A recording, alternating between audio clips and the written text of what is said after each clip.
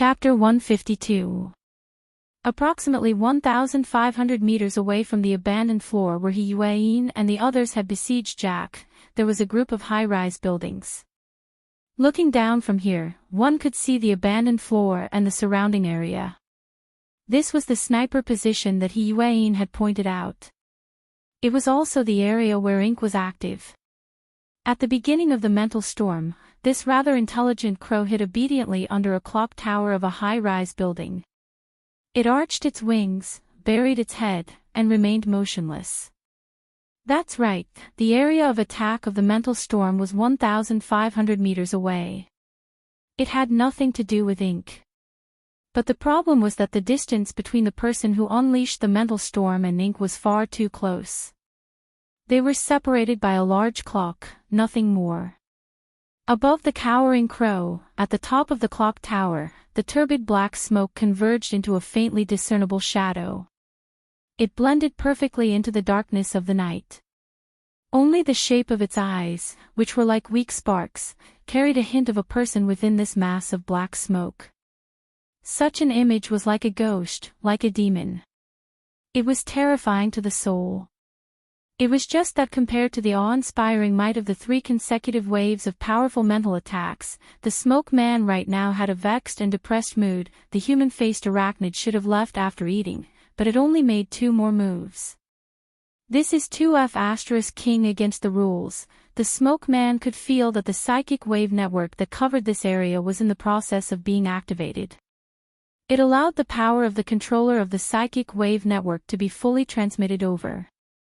Through the guidance of the ability users on the abandoned floor, a tyrannical attack spanning several hundred kilometers could be realized.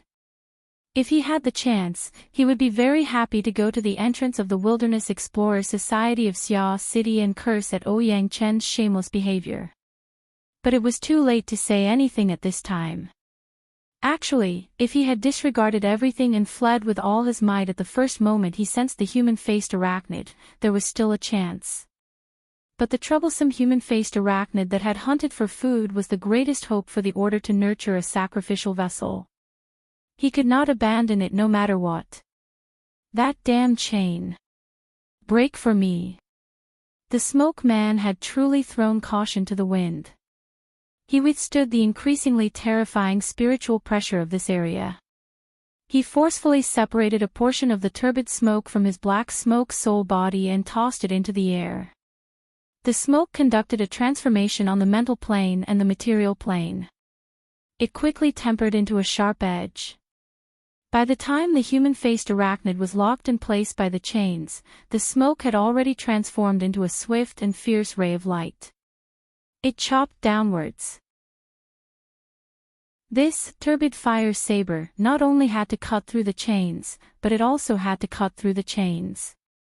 If this chapter is not finished, please turn the page. Only those shameless people hiding in the depths of the mental plane could vent the anger in his heart. Who would have thought that this saber strike, which was filled with his anger and hatred, would slash empty air? The heavily chained crow disappeared into thin air, its whereabouts unknown. On the other hand, the human-faced arachnid had inexplicably recovered its freedom. It was still frozen in place, and its malevolent face looked incredibly stupid. This blood flame blessing. When his life was at stake, how could the smoke man have time to think? At this time, the abandoned floor was lit up on its own. The activated psychic wave network was about to materialize. The energy being transmitted was increasing, and it had already locked onto him. If he didn't escape now, he wouldn't have to waste any more effort. Go go go. He used a special method of control to give the human-faced arachnid an order to make it flee in a different direction. He hadn't forgotten what this group of people from the Ability User Society had been doing in Xia City for the past 2 days. If it wasn't for his several rounds of mental storms attracting hatred, this fellow would have been the #1 target of the Ability User Society's attack. Under his urging, the human-faced arachnid's 6 heterochromatic pupils finally recovered a bit of luster. It immediately leaped into the air and disappeared. The smoke man leaped out of the clock tower at nearly the same time. He flew towards the area where he could sense the most human traffic. He hoped to find a few human meat shields so that Yang would have some fear. However, he was still a bit too late in the end. The instant the smoke man leaped out of the clock tower, a terrifying energy attack burst forth from the abandoned floor 1,500 meters away. In the next moment, a mental storm descended. This was absolutely revenge. It was also a mental storm, but this attack originated from Yang. Even though it had lost many of its subtleties due to the long-distance transmission and guidance, when the hurricane swept over, it still caused the smoke soul body to fall into a predicament where it could not avoid. In a few breaths of time, the black smoke soul body, which was the soul of the out-of-body state, was torn to pieces. The soul of the black smoke man was directly exposed to the air, and was swept by the tail of the storm that blew past, almost causing his soul to scatter. In the end, his strength was strong and he had long since passed the naive age where his soul couldn't be exposed to the wind. He flew and descended all the way until he entered a certain nightclub in this group of buildings. Only in this noisy and chaotic atmosphere did he truly believe that he had escaped this calamity. Today's grazing was truly a huge failure. Yang, this grudge has been formed. The smoke man was venting his anger as he sucked in a bit of people from the nightclub. He condensed a layer of darkness once more. Please turn the page if this chapter is not finished. The smoke soul body was temporarily coping. He was certain that he wouldn't die, so he began to worry about the human-faced arachnid situation. He sensed that the human-faced arachnid wasn't too far away from this area. It was still cruising in the outskirts. This was a bit dangerous. Oh, it had found its way here. The smoke man was actually somewhat gratified for a time. He had obtained this control method from another order. Even though its origins were unknown, the effects were quite good. If it wasn't like this, it would have been impossible to tame the human-faced arachnid to this degree within a short few days. The nightclub he was in was mostly filled with young men and women who had played all night. Emotions were born and turbid energy flowed everywhere. It was also a good place to hide the human-faced arachnid. Right now, the group of people from the Ability User Society would certainly not spare him. They would search everywhere for traces of the human-faced arachnid. His current strength was greatly damaged, so he had to first recover a bit of his vitality. At the same time, he had the people of the Order come over to receive him in order to ensure his safety. As he was pondering, the human-faced arachnid noiselessly pierced through this space and stopped by his side. Its appearance was malevolent and terrifying, but its 3 severed limbs made it appear to be in a rather sorry state. I don't know if the meal I just ate can make up for the vitality that this blade chopped off. It hadn't even been 2 days since the smoke man took over the human-faced arachnid. He still didn't understand the habits of this darksider life form too well. He made wild guesses for a time and was rather at a loss. He also observed even more carefully. Oh, the flames under the body of the human-faced arachnid were bright and translucent. They circulated with laws and rules. Could it be that the meal just now had already begun to digest? Right when he was sizing up the arachnid with interest, he saw a beam of light shoot out from the back of the human-faced arachnid. It tore open the back of the human-faced arachnid. The smoke man was stunned. The moment the beam of light came out, it was unstoppable. The light of fire exploded from every part of the human-faced arachnid's body. It was like thousands of sharp knives, slicing and slicing. The human-faced arachnid could only struggle futilely. Then tongues of fire leaped out, burning its entire body. It burned into nothingness in the blink of an eye. The smoke man's mind was stupefied for a time as he observed this scene. It was completely blank. But then the raging flames of the fire burned the human-faced arachnid to death. Unexpectedly, they did not disperse. Instead, they converged inwards to form a maelstrom in the void.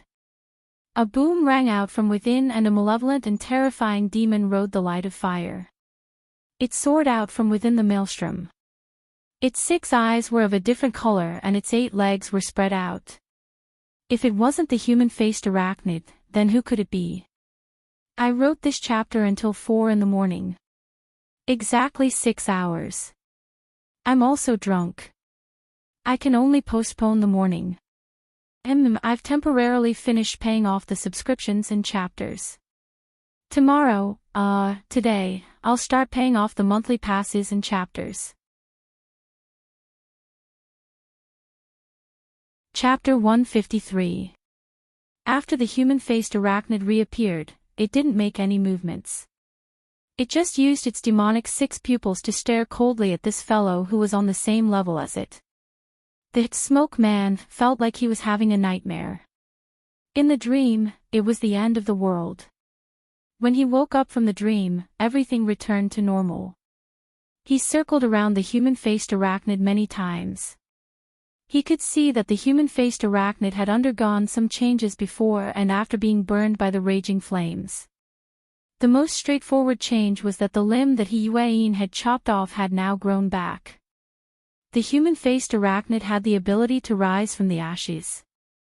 Even if the smoke man's brain spun 300 times, he still wouldn't be able to think of something as bizarre and absurd as, the human-faced arachnid is hiding inside the belly of a human-faced arachnid. He only knew that nothing could happen to the human-faced arachnid in the hands of the Order. This was the key to the continued existence of the Blood Flame Order in the foreseeable future.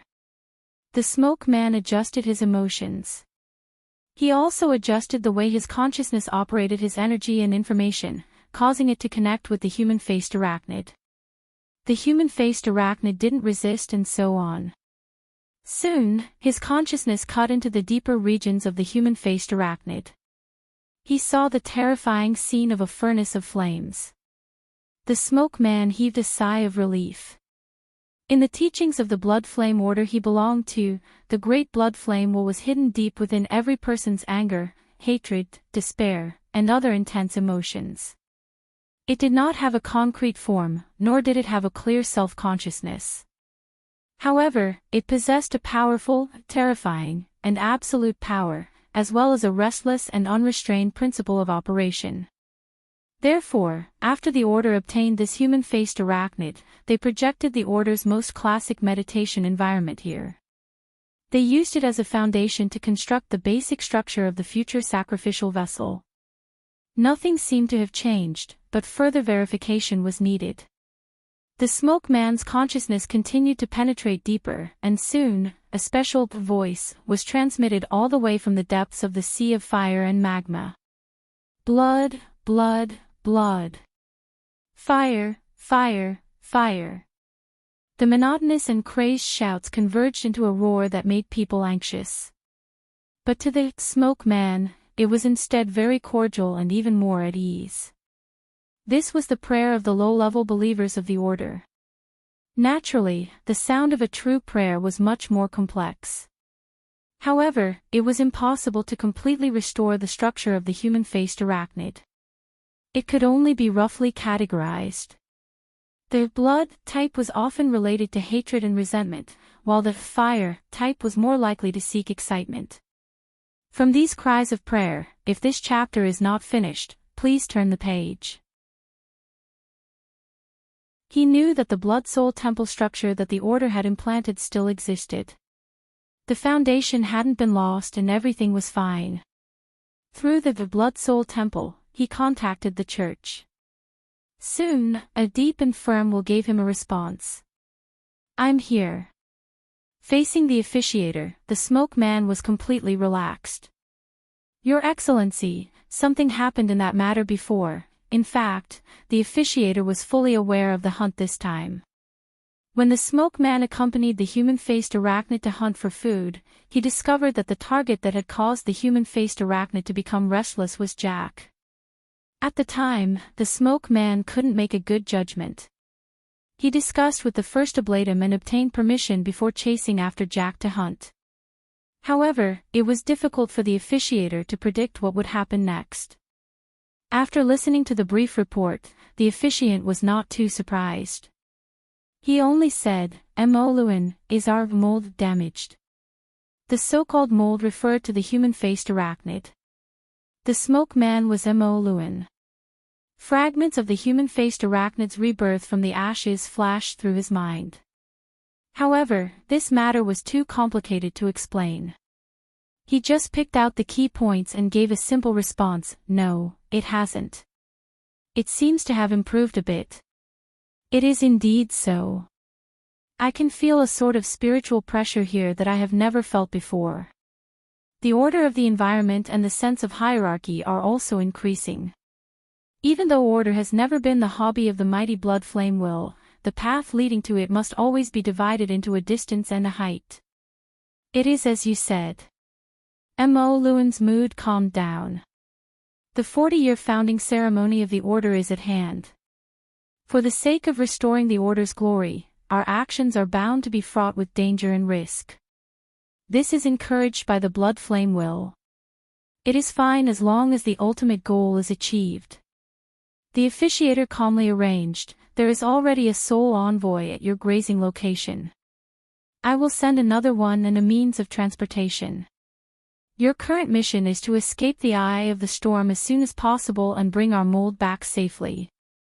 "As you wish, Your Excellency." Mo Lewin cut off the communication. His consciousness wandered into the depths of the Inferno prison. He was inexplicably lost in thought. It had already been 40 years. 40 years ago, when the Third World War was at its peak, the first officiator of the Blood Flame Order felt the mighty blood flame will amidst the despair of war. His ability was awakened, and he established the Blood Flame Order on the battlefield. It was one of the earliest modern secret orders in the world that could be verified. Mo Lewin was one of the founding elders of the order. At the time, he was only 20 years old. This chapter is not yet complete. Please turn the page. He was a new recruit who had just stepped onto the battlefield. He obtained endless pleasure from the power of slaughter bestowed upon him by the blood flame. The rapid development of the order allowed him to obtain achievements that he had never dreamed of in his youth. As an old secret order, the blood flame had once had astonishing glory. Their followers covered nearly 2/3 of the world's major cities.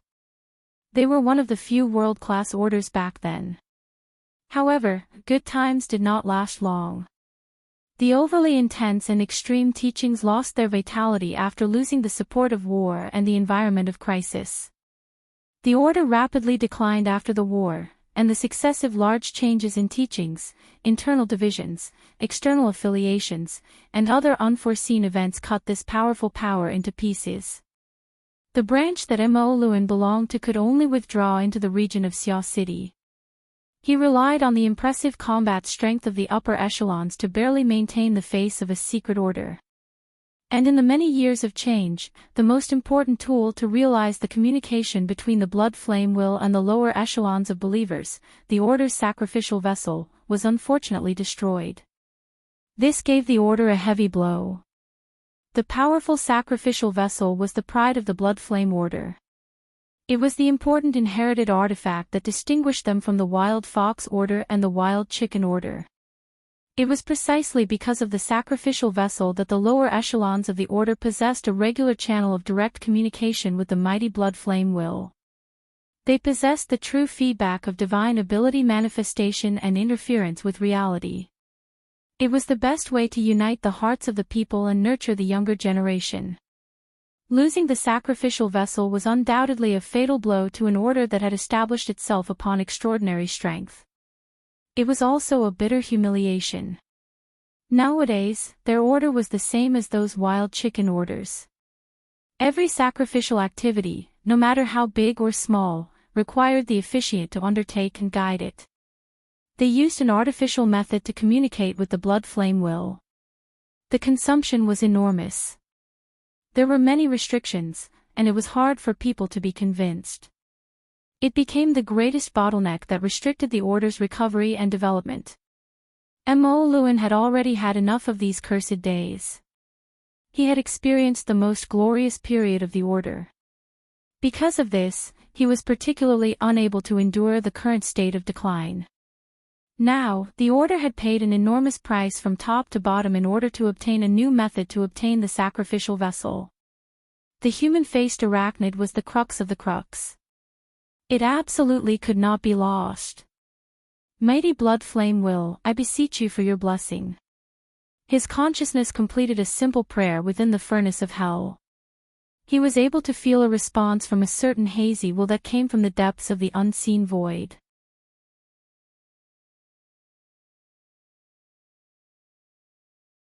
Chapter 154.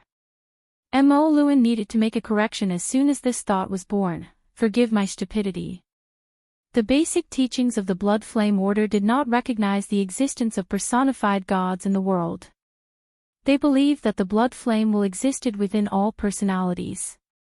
Under certain conditions, the blood flame will would form dominance over all higher conscious life forms.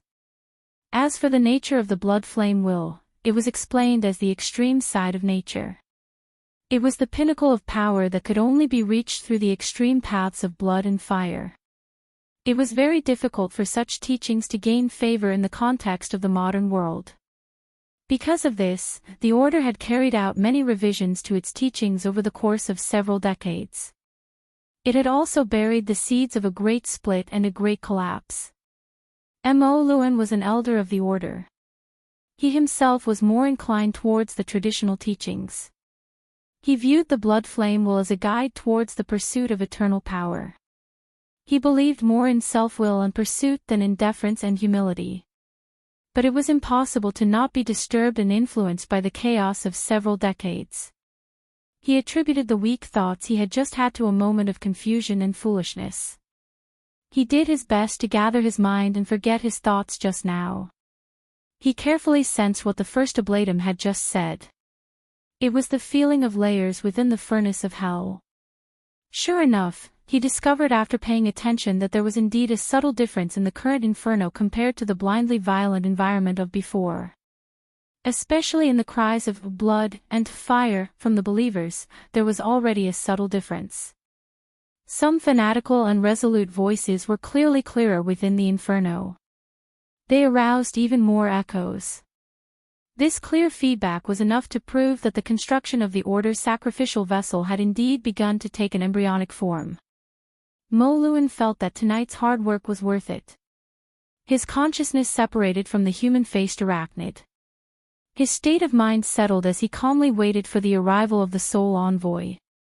The human-faced arachnid stopped in the void next to Mo Lewin. It was just as quiet, at least on the surface. Is this a dove occupying a magpie's nest? Or is it just wishful thinking? Luo Nan had truly watched a play in the past few minutes. He had gained new knowledge. Then he didn't know whether to laugh or cry. What rebirth from the flames? It was just the wraith sign reappearing after devouring its own kind. The altar constructed by the wraith sign was a battlefield for its own kind to devour each other. The human-faced arachnid, who came from the same source, simply had no chance of refusing the altar. Then, if this chapter is not finished, please turn the page. It was only natural that the experienced wraith sign, who had the home advantage, easily won. This human-faced arachnid of the Blood Flame Order had been nourished by the Blood Flame summons of the Order's believers and the Blood Soul Temple's construction, but its core essence was limited in terms of growth and strength. There was a considerable disparity between it and the Wraith Sign, which had been tempered and upgraded by Rui Wen. After the Wraith Sign swallowed Jack's spiritual seed first, the gap between them widened even further. It was only natural for it to fail. This once again confirmed that the human-faced arachnid was a Darksider life form. It was unable to increase in strength through its own accumulation. It was unable to increase in strength through low-level food. The Blood Flame Order's method of grazing was actually correct. However, it was very unfortunate that they encountered the Wraith Sign, who was essentially on a different level from the other faced arachnid avatars. After swallowing Jack's spiritual seed, Luo Nan felt that the Wraith Sign might have already surpassed the Wraith Sign he encountered at the Limestone Water Village pub. At the very least, the Wraith sign wasn't at a disadvantage. However, this blood flame order was a bit outside of his expectations. Luo Nan didn't want to have any contact with this order. He didn't face it head-on when Mo Luan attacked the heavily chained crow. In any case, the altar constructed by the Wraith sign had already taken control of the situation. Everyone split up and left, never to meet again. However, he never expected that the Wraith sign would defeat its fellow human-faced arachnid and that the Wraith sign would be busy receiving the fruits of victory. The remnant method of driving the human-faced arachnid's body would bring it back to the side of this mysterious power. The furnace of hell within the human-faced arachnid had already been completely incorporated into the framework of the altar. It was just that the Wraith sign didn't have the time to retract it. Mo Luan was completely unaware of this. He used the format of pure consciousness to communicate, sense, pray, and ponder. All of the energy and information circulated without the slightest bit of concealment. It was the same as displaying all of his secrets in one go. He wasn't much inferior to Jack. Grasping another person's secrets was very refreshing, but it was inevitable that he would burn his brain as to how to leave. He couldn't really let the Wraith sign follow him back to be some sacrificial vessel.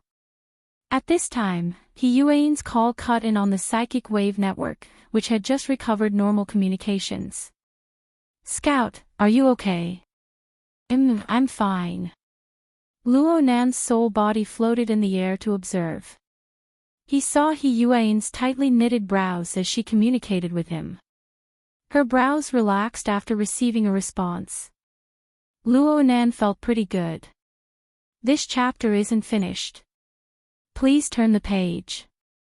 Actually, aside from the Wraith sign's current dilemma, Luo Nan's current state wasn't just good. It was very good. It wasn't just good, it was great. He had borne the burden of another sacrificial activity. He had one with the Wraith sign, who had a close connection with him. The direct benefits for Luo Nan far surpassed what happened to Rui Wen. Of course, this didn't include soul breathing. In terms of the most intuitive range of mental senses, Luo Nan's range of senses began to rapidly recover the moment the mental storm stopped. The specific data had expanded by roughly 50 to 60%. The radius of his senses had nearly reached 800 meters. The expansion of the range of his senses proved that the amount of energy and information Luo Nan could control had increased by a large margin. His precision had increased as well. After his abilities increased, he always had a bit of a desire to show off. The society's hunt for the human-faced arachnid was probably about to begin. Luo Nan really was a bit eager to give it a try. What a joke. He was thinking whether or not he could borrow the society's hand to create an opportunity for the Wraith sign to escape. Who knew that Yuan's next words would be, "The operation is over. Return immediately." Ha! You're not chasing. Chasing? Chasing who? The one who plotted against you. The one who interfered with the communications of the psychic wave network. Luo Nan really wanted to lead the society's power towards Mo Luan. His words were not without a hint of encouragement. Yuan was silent for a moment. Then she suddenly gestured to Giant Arm, Crag Burst, and the others beside her. At the same time, her voice suddenly turned soft and gentle. It was as if she was afraid of alarming the enemy. You saw him. Don't move no matter what. This person's strength is extremely powerful. Right now you're just a crow. Don't think about anything else. Let him go. Ah. Hold on. That person has already left. But he should still be in this group of buildings. Aren't we going to chase him? Yuan was startled. She gestured to Giant Arm and the others, who were already preparing to move, to stop. Her voice immediately returned to normal. She said resolutely and decisively, "You return immediately. Our mission for today is over." But Luo Nan didn't know what to say for a time. Of course he could see that Yuan's series of changes were all for the sake of his safety. But what about the wraith sign on Luan's side? Today is only the third watch. Tomorrow will be the same. The year is afraid of mid-autumn and the moon is afraid of the middle of the night. I'll adjust my tempo to the fourth watch as soon as possible when I recover next week. Please forgive me.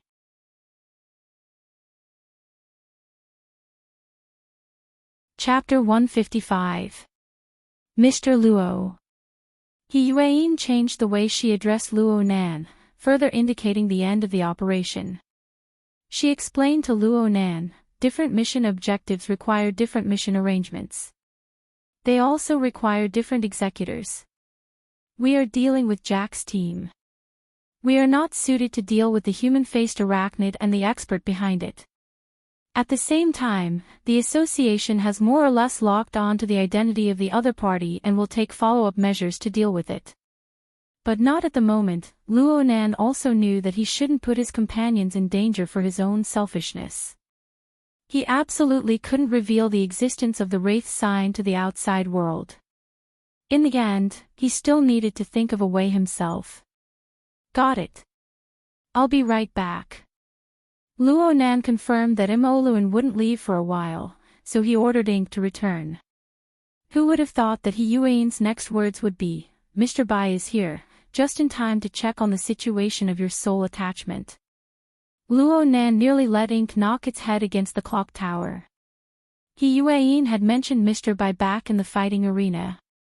Luo Nan hadn't paid much attention to it, but now the feeling was different. Don't look at how passive Mr. White was when he faced Luan. However, on the mental plane, his light muslin and misty infiltration method was extremely exquisite. Ink's situation couldn't be hidden from others. It wouldn't be a big deal if his soul-leaving body was exposed, but after going through so much trouble for so long, it would still be awkward if it was exposed again. Luo Nan really didn't have a good solution. He could only take it one step at a time. As they spoke, Yuan and the others began to clean up the battlefield. Although the process was a bit tortuous, the people who participated in the operation all escaped unscathed, and the atmosphere was still relatively relaxed. The injured and unconscious Ruiwen had already been carried into the prepared battlefield ambulance and given emergency treatment to reduce radiation damage. On the other side, Jack's body was also moved back. A group of people gathered around to study it. It was said to be a corpse, but it was actually the Deep Blue Walker's exoskeleton armor. At this moment, whether it was inside or outside, it was a mess. All sorts of remnants of human tissues and destroyed spare parts could be seen. It felt like a pile of garbage. It was impossible to see the might he displayed when he'd fought Cragburst and Giant Arm. At this moment, the sound of flapping wings could be heard. Ink flapped its wings and entered through the window of the abandoned building. Compared to its own kind, its enormous size and astonishing speed were rather eye-catching, attracting the attention of the people who were cleaning up the battlefield. Mr. Bai, who had been recuperating, raised his head. He didn't say anything, but his smoke like will spread out from the depths of the void. If this chapter is not finished, please turn the page. Locked onto Crow. Luo Nan hurriedly let Ink descend to the ground where Mr. Bai was sitting. At the same time, he greeted through the hex ear, "Hello Mr. Bai. I've troubled you." He felt like he was a patient seeking treatment, and Mr. Bai was the highly skilled doctor. Mr. White grinned. This little old man, who was famous for his dream technique, was always in a slack and sleepy state. He sat on the ground with his back bent, as if he could fall asleep at any time. However, under Mr. White's half-lidded eyelids, his eyes were extremely bright. Along with the smoke that filled the air in the spiritual plane, he covered Ink's body. Very quickly, he let out an "oh." Yuan and Cragburst had walked over even earlier, but they maintained a certain distance in order to avoid disturbing Mr. White's observations. Cragburst was the first to make the judgment of spiritual attachment when he saw Mr. White's reaction. He couldn't help but ask, "How is it? Is it spirit attachment or soul attachment? I can't tell for now." Mr. White was quite frank, but he immediately praised, "It's a bit different from what I thought before. Little Luo's way of doing things is quite reasonable. His methods are cautious and strict. He has his own standards. Not bad, not bad." Luo Nan didn't hide anything. In the eyes of an ability user of Mr. White's level, it was impossible for him to miss the faint radiance of the diagram structure under the cover of the crow's black feathers as long as he paid careful attention. He Yuan and Crag Burst also discovered this situation one after the other. He Yuan hesitated for a moment before saying, "Format. Thank you for swallowing the archetype." Luo Nan secretly sighed with emotion. Yan Hong's archetype formatting theory was indeed deeply ingrained in burners, including ability users. It wasn't something that could be reversed in a short amount of time. Cragburst scratched his head. "I don't think this diagram was there in the beginning, but I did see it when I was rushing over here." Luo Nan rushed to explain, "I just realized it not too long ago. It's mainly for adjusting my state." He Yuan set the tone with a single sentence, "Is there any danger? Common sense says that the more there is a method, the lower the risk. But we can't make a conclusion lightly." Mr. Bai stood up as he spoke. "How about this? The matters here are more or less settled.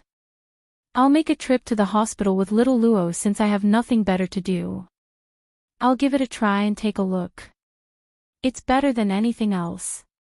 He Yuan said, "That would be best. I'll arrange a car." Don't be fooled by Mr. Bai's slack and sloppy appearance. Once he took action, he was truly swift and decisive. And he did it in a straightforward manner. This chapter isn't finished. Please turn the page.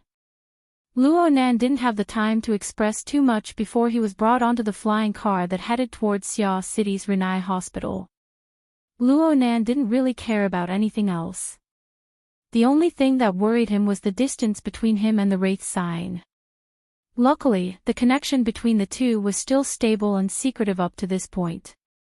Mr. Bai asked Luo Nan many questions along the way. The main questions were about how to establish a relationship with the crow, how to control it, and so on. Luo Nan saw that there was a way, so he took the initiative to talk about the origin of ink. He spoke half-truths and half-lies. "I sensed ink at the time and locked onto it. Then I felt like my soul had left my body. This was an ambush for the possibility of him being exposed later on." However, Mr. Bai clearly didn't think that much. He laughed out loud when he heard Luo Nan's words, "out-of-body state. Young man, don't bite off more than you can chew. You still haven't awakened. Even if you can go out for a short while, you'll be blown apart in the blink of an eye. That'll be the scattering of your soul. There's no saving you. It's that dangerous. From ancient times until now, the price has been disastrous." Mr. Bai shook his head and sighed. In the old ancestors' world, the out-of-body state is also called summoning the Yin soul. There are quite a few taboos. Those who do it rashly don't have a good ending. Since you have this sort of feeling, there's no harm in reading the Taoist books that the society has organized and revised. It's good to be able to use them as reference. I remember now. Luo Nan finally understood why Crag Burst, He Yuan, and Mr. Bai didn't think about the out-of-body state. This was because they all considered things from common sense. They absolutely never imagined that Luo Nan would have an external fuel tank like the Wraith sign by his side. It could provide long periods of endurance. While Luo Nan and Mr. Bai were conversing, Luo Nan's soul body relied on its ghostly speed to arrive at Xia City's Renai Hospital half a step ahead. Wanting to rely on this crow, ink, to recover Luo Nan's senses was undoubtedly like trying to fish from a tree. Luo Nan needed to first resolve this problem in order to avoid awkwardness when the time came. Luo Nan relied on his subtle connection with his main body. He didn't need to deliberately sense it. His mind stirred, and his soul returned to his main body. At this moment, the mental plane and the material plane converged. It was like a stone being thrown down from a high place. It vibrated with a bang, bringing out circle after circle of ripples. Luo Nan opened his eyes amidst these ripples that penetrated his body. He gazed at the monotonous patterned ceiling of the hospital and grinned. But then his expression froze.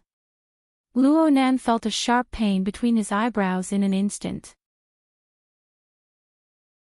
A small hole had split open on the thin layer of skin in front of his forehead. Blood seeped out from within.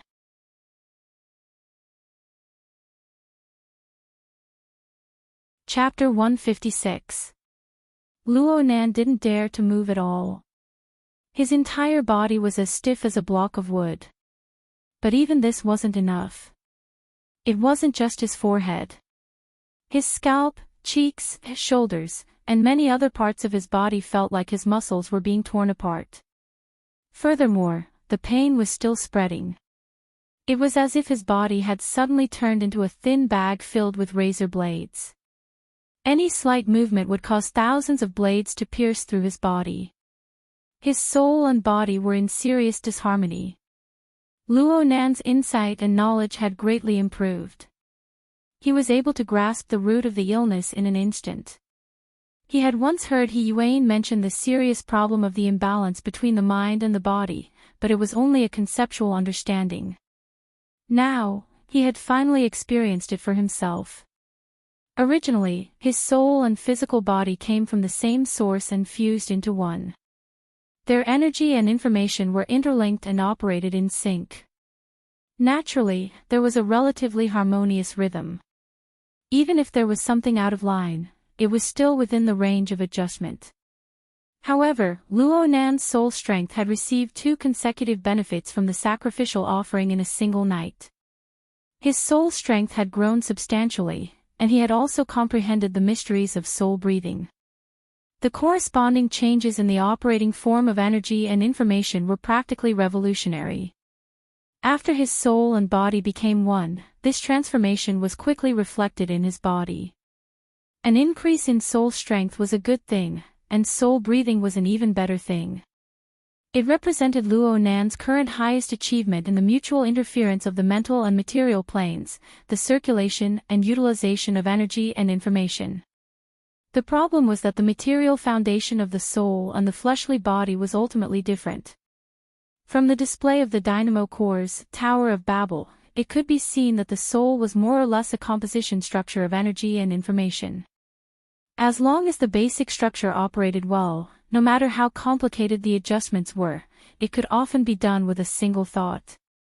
However, the physical body was limited to basic physical properties. The various functional systems and organs had different carrying capacities and tolerances.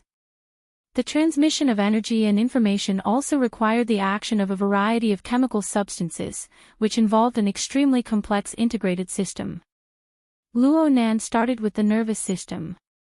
He used various nerve drugs, walking on the line between life and death. He used a full 5 years of time before he was able to adjust the structure of his body to the requirements of the format of My Heart's a Prison. How was it possible for him to keep up with the new rhythm of soul breathing within a second? Only by comparison could one see the disparity. At this time, one could see the heaven-defying nature of Rui Wen's body. He didn't look particularly strong, but he was able to keep up with the changes in the rhythm of his soul. No matter how extreme the situation was, he was able to withstand it. This was already far beyond that of an ordinary person. If this chapter is not finished, please turn the page. The category of such functions. There was no point in being envious. That attack just now had only torn his muscles. Luo Nan should be rejoicing. If there was a problem with his fragile and sensitive nervous system or endocrine system, his body's system might shut down on the spot, or he might experience some unpredictable developmental changes. There was no point in rejoicing. If this situation were to continue, then Luo Nan's worries would have an extremely high probability of occurring. Hey, Xiao Luo, are you distracted? Mr. Bai's voice was transmitted through the hex ear, making Luo Nan remember that he was still following Mr. Bai to the hospital. He could already see the building of the hospital at this time. Luo Nan gave up on the headache-inducing matter for now. He used an excuse he had already thought of to deal with it. My main body seems to be reacting. This is very good. Mr. White was a bit surprised, but he was also very happy. This means that the connection between your soul and your body is very close. Many problems can be eliminated. Come, let's strike while the iron is hot. As he spoke, Mr. White opened the car window and signaled for ink to fly out. Go back to your original body and see if you can do it. I contacted the association in the hospital and got a temporary identity. It would be easier for me to communicate with them later.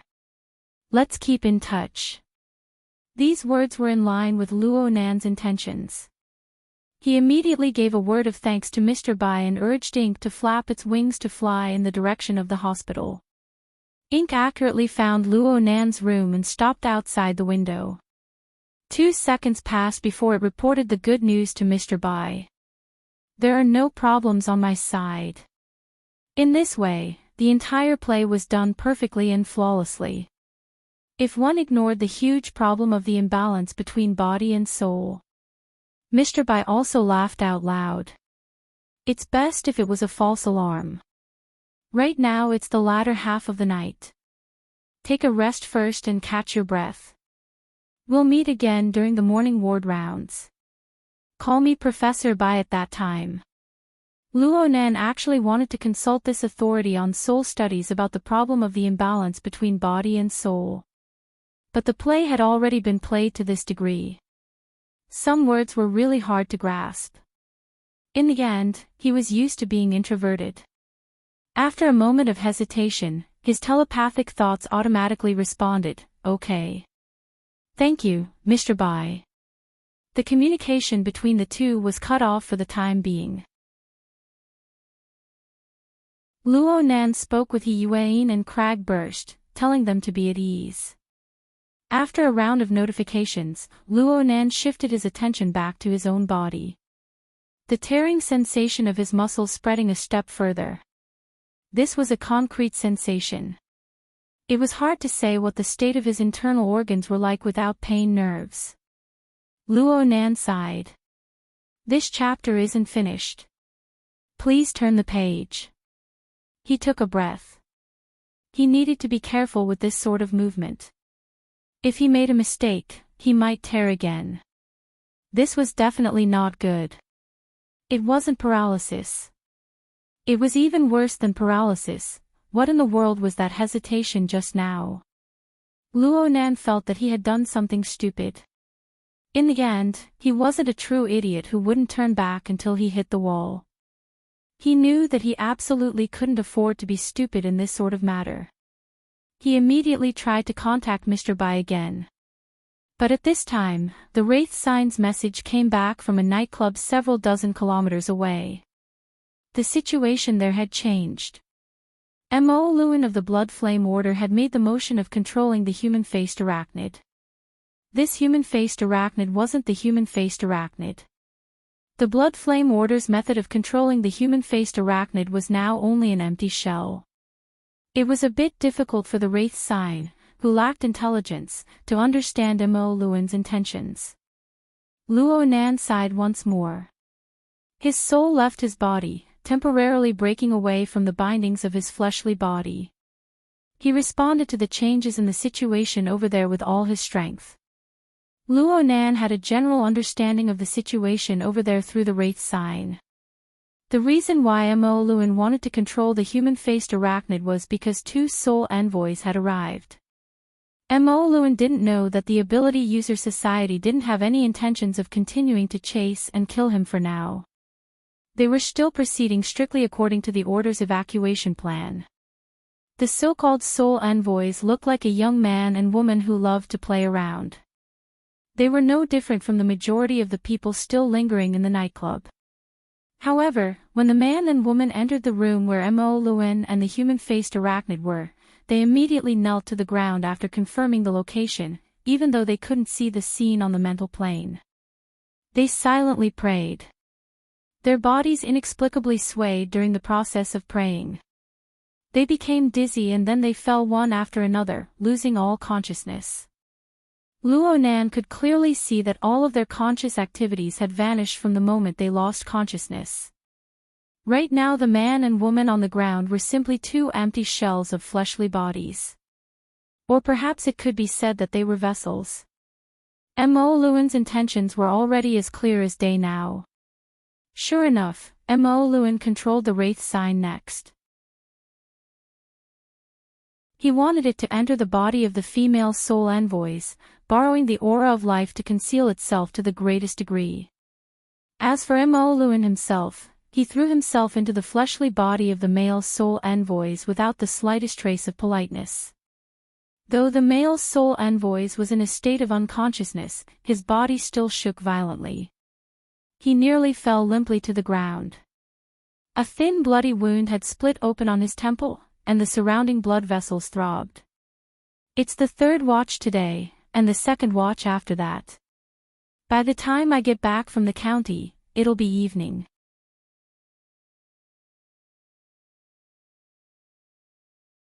Chapter 157.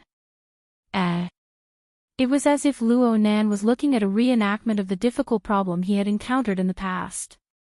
Judging from the current situation, it was clear that the soul envoy's body couldn't bear the infusion of Mo Luen's soul energy and was damaged. How would Mo Luen solve this problem? In the event of an accident, he couldn't command the soul envoy, who could be cut into pieces at any time, to fight, could he?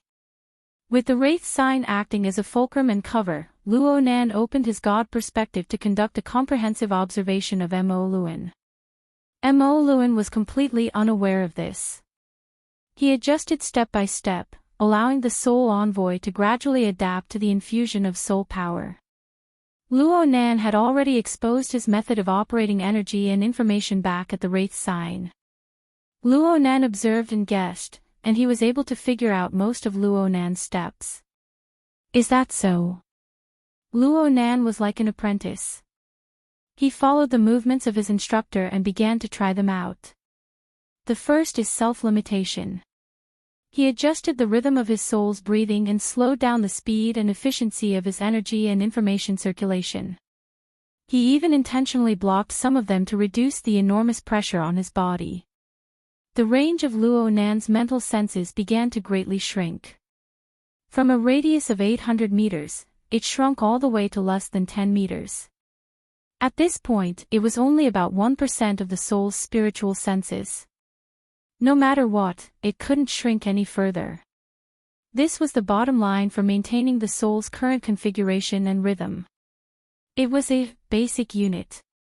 But even so, it was nearly twice as large as the 5-meter radius yesterday morning, and the information processing pressure was still not small. This was the second step, keeping a distance. Luo Nan followed Mo Luen's method and let his soul lean into the depths of the mental plane. He maintained a state that was neither close nor distant from his fleshly body. Well, it was like he was dreaming.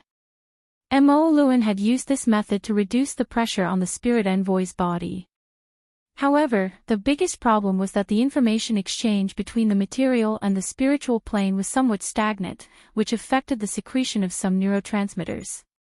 His mind was in a trance, similar to sleepwalking or even taking drugs. In the end, this was only a temporary measure, and it wasn't a permanent solution. Luo Nan was a bit disappointed.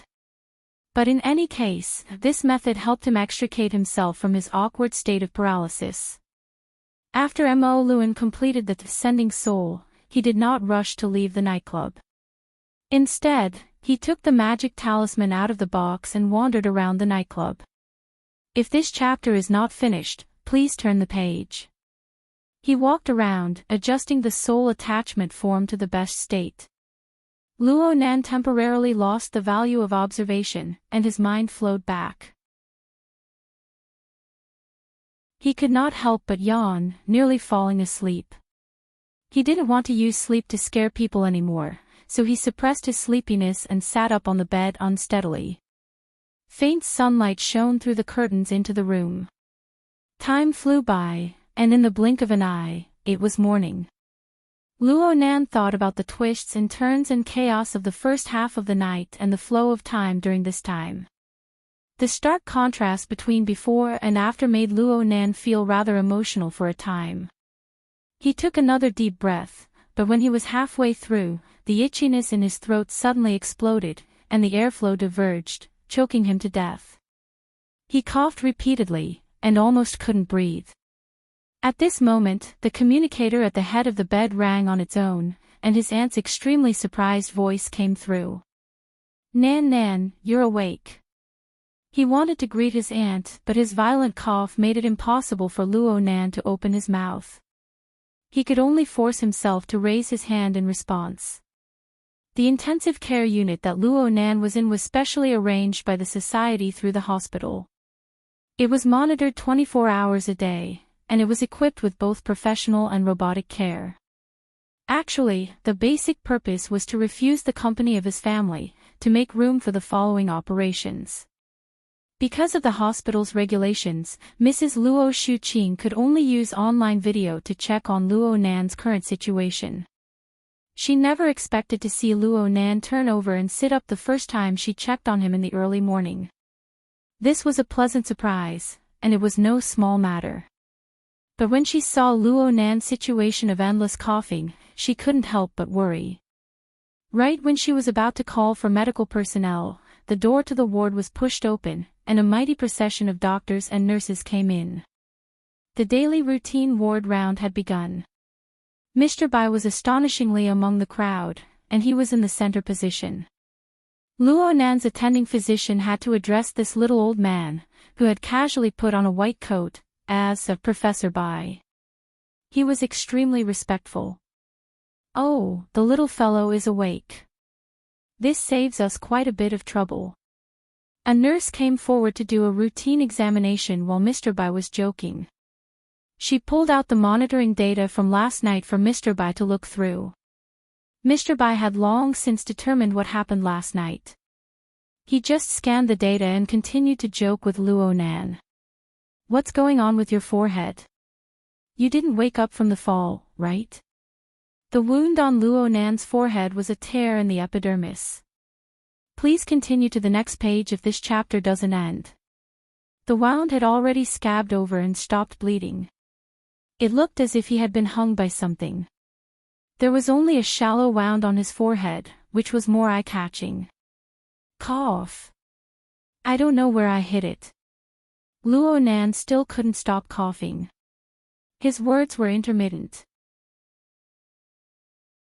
Mr. Bai walked over with a beaming smile. He checked Luo Nan's body's condition step by step. In other words, he rolled his eyelids and so on. At the same time, Mr. Bai's voice transmitted into Luo Nan's hex ear, "Idiot. Shouldn't you be saying something like, 'Why am I here?' Cough. Why am I here?" Luo Nan's mind had always been dizzy due to the side effects of the blood pressure reduction. He really did say whatever he was told to say. He was extremely obedient. Mr. Bai was very happy. Luo Nan's age was indeed more than enough to be his grandson. He immediately patted Luo Nan's head in passing, expressing, "This child is worth teaching." Then he said, "It's nothing. This kid must have been under a lot of pressure recently. He's a bit mentally weak. His parents are here, right? Report the situation later. I'll be right downstairs." Mrs. Luo Shuqing didn't go home yesterday. She stayed at a hotel near the hospital. She informed her husband when she saw that Luo Nan was awake. Then she rushed over. She watched the entire process of the hospital examination through a video feed. She hurried to give a response through the communication device at the head of the bed. "No rush. No rush." Mr. Bai spoke with his mouth, but he grabbed Luo Nan's two hands.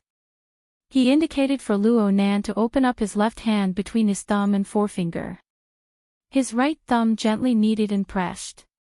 He demonstrated the contact points, technique, and strength. You're coughing badly.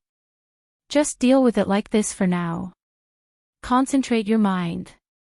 Don't be distracted. Okay. Luo Nan did as he was told.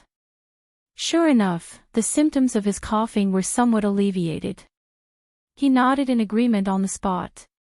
Mr. Bai walked out with his hands behind his back, beaming with smiles. However, the connection with the Hexier was never cut off. He shared information with Luo Nan, letting Luo Nan know of his upcoming journey. Mr. Bai symbolically checked a few more patients before meeting with Mrs. Luo Shuqing. The following words were different from what he said in the ward. Looking at the situation, it can be preliminarily confirmed that it's a disorder of the autonomic nervous system. It's caused by great pressure or anger. Did you vent your anger on your family last night? Mr. Bai adopted the attitude of a charlatan. He asked a question he already knew the answer to. He immediately drew Mrs. Luo Shuqing into a trap.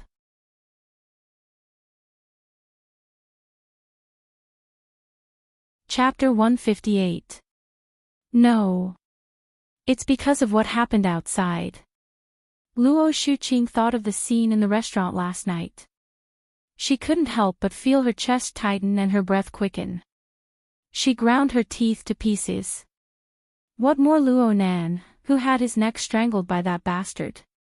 Mr. Bai nodded. No matter what, the symptoms have already manifested. The next problem is treatment. You did an examination at Anhai's place yesterday, which basically explained the situation. The patient has two special points. One is that he is in his puberty period. The other is that he has a history of hereditary diseases. These all need to be considered. Under the influence of incorrect information, even a capable person like Ms. Luo Shuqing could only be manipulated by others.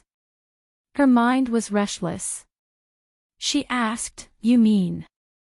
My general recommendation is that there is no treatment. Taking medicine is not a good method for a child like this. Instead, he should rely on environmental regulation and self-regulation. At this stage, a family atmosphere is very important.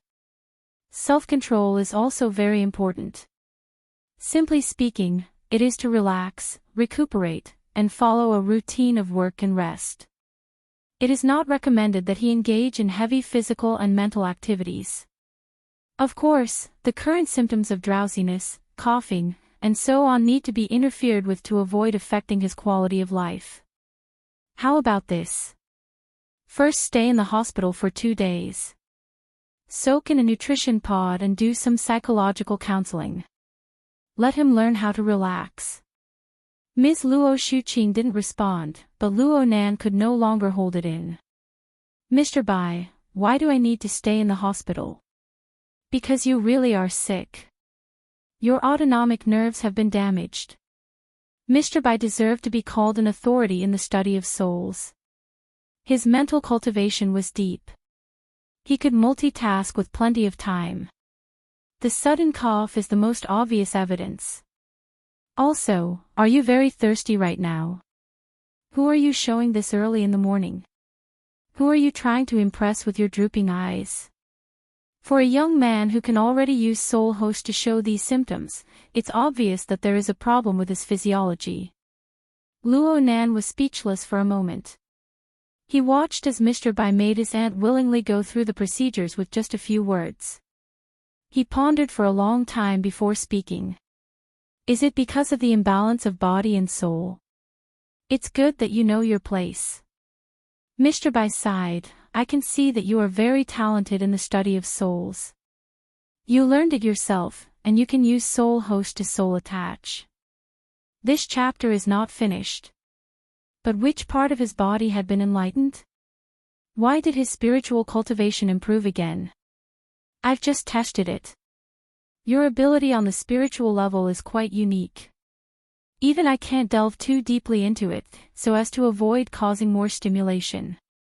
But the more it was like this, the more troublesome it was. One had to know that compared to the soul, the improvement of the body was too small, and it was very easy to be left behind. In ancient times, many senior experts abandoned their bodies because of the imbalance in the progress of their souls and bodies. They were either self-righteous or had no choice but to abandon their bodies. In the end, they were reduced to wandering ghosts, their bodies and souls destroyed. We can't be careless about this. Luo Nan felt very wronged. He knew the reasoning behind this, but his soul strength had skyrocketed overnight. Was this still his fault? Well, there was no need for him to mention this particular symptom to Mr. White. Luo Nan tried asking, "Is it okay to start training now?" Mr. White snorted and said, "You sick man. The most important thing now was to recuperate." Ren AI Hospital's nutrition cabin was very effective. Let's go through a course of treatment first to see the effect. Don't worry. It's not the usual common goods. It's the society's special nutrient fluid. This is considered a work injury. Wait until the observation period is over. If you want to get better results, you can contact the society's high-level pharmacists. 1 or 2 points should be enough to get someone to concoct medicine for you. Oh right, you just joined the society. Do you know what honor points are? Yes, I do. But I still need to use medicine. Luo Nan had long seen that Mr. White was a humorous person who didn't bother with trifles. He was also a warm-hearted person. Luo Nan relaxed a lot when he spoke. Then why did you say that there was no cure? I was afraid that your parents would give you the common goods on the market. Let's not talk about whether the target is right or not. If the stimulation is too light or too heavy, the situation will become more troublesome. What do you do? Mr. White immediately introduced Luo Nan to the situation of several high-level pharmacists in the society. But Luo Nan heard a few words, and sleepiness bubbled up in his mind. He was a bit unable to calm down. He answered in a daze, "How's Brother Octopus?" Octopus. You're familiar with him. Mr. White sensed Luo Nan's state, but he didn't take it to heart. He just spoke truthfully. That kid isn't bad, but he specializes in hallucinations and potential stimulation. This chapter isn't finished. Please turn the page. We don't get along in this situation. But as a pharmacist, his connections are stronger than mine. You can consult his opinion. Luo Nan's impression of this warm-hearted and selfless old man grew more and more favorable. He promptly expressed his thanks. Mr. White emphasized a few taboos that Luo Nan needed to pay attention to. Then he let Luo Nan sleep first. This would make it convenient for the hospital to do further examinations. Luo Nan really couldn't hold on any longer. He gave his thanks again and fell onto the bed. Who knew that a new message would come from the Hexier at this time? It was a brief report on last night's mission. From Luo Nan's understanding, a brief report meant honor points. He was about to use it, so he suppressed his sleepiness and opened it to read. It looked like this brief report was He Yuan's work. It was concise and clear. Luo Nan skimmed through the description of the course of the operation. Then he looked at his own evaluation and points. Luo Nan's performance in this operation was mainly in discovering problems in the early stages. And in the early stages of the operation, he excelled in completing the reconnaissance mission. He created the conditions for the society to successfully stop Jack. He didn't show anything else clearly. So his evaluation was a bit lower than last time. It was C+. His honor points were at 3 points. He was still in the first echelon. His current honor points had already reached 7 points. His accumulation speed was quite astonishing. It looked like he needed to seriously understand the society's shop. Luo Nan soon flipped to the end of the brief report, but he discovered that the format of the brief report was slightly different from last time. This time's brief report even had a link to Spoils of War attached. He opened it and found out that the society had a spoils of war auction system. That is, the spoils of war would be displayed in an operation that yielded spoils of war. The members participating in the operation would bid based on their evaluation and determine who the spoils of war belonged to. As for the spoils of war this time, they were, of course, mainly obtained from Jack. They included a medium transport vehicle, deep blue walker exoskeleton armor, remains, detection scanner equipment, body modification parts, secondhand, and so on. Of course, the most eye-catching item was naturally the Deep-Sea Type 4 dynamo core. Luo Nan stared at this interface for a long time before he finally couldn't hold back. He coughed and laughed. He was very happy. Yan Yongbua should be very anxious.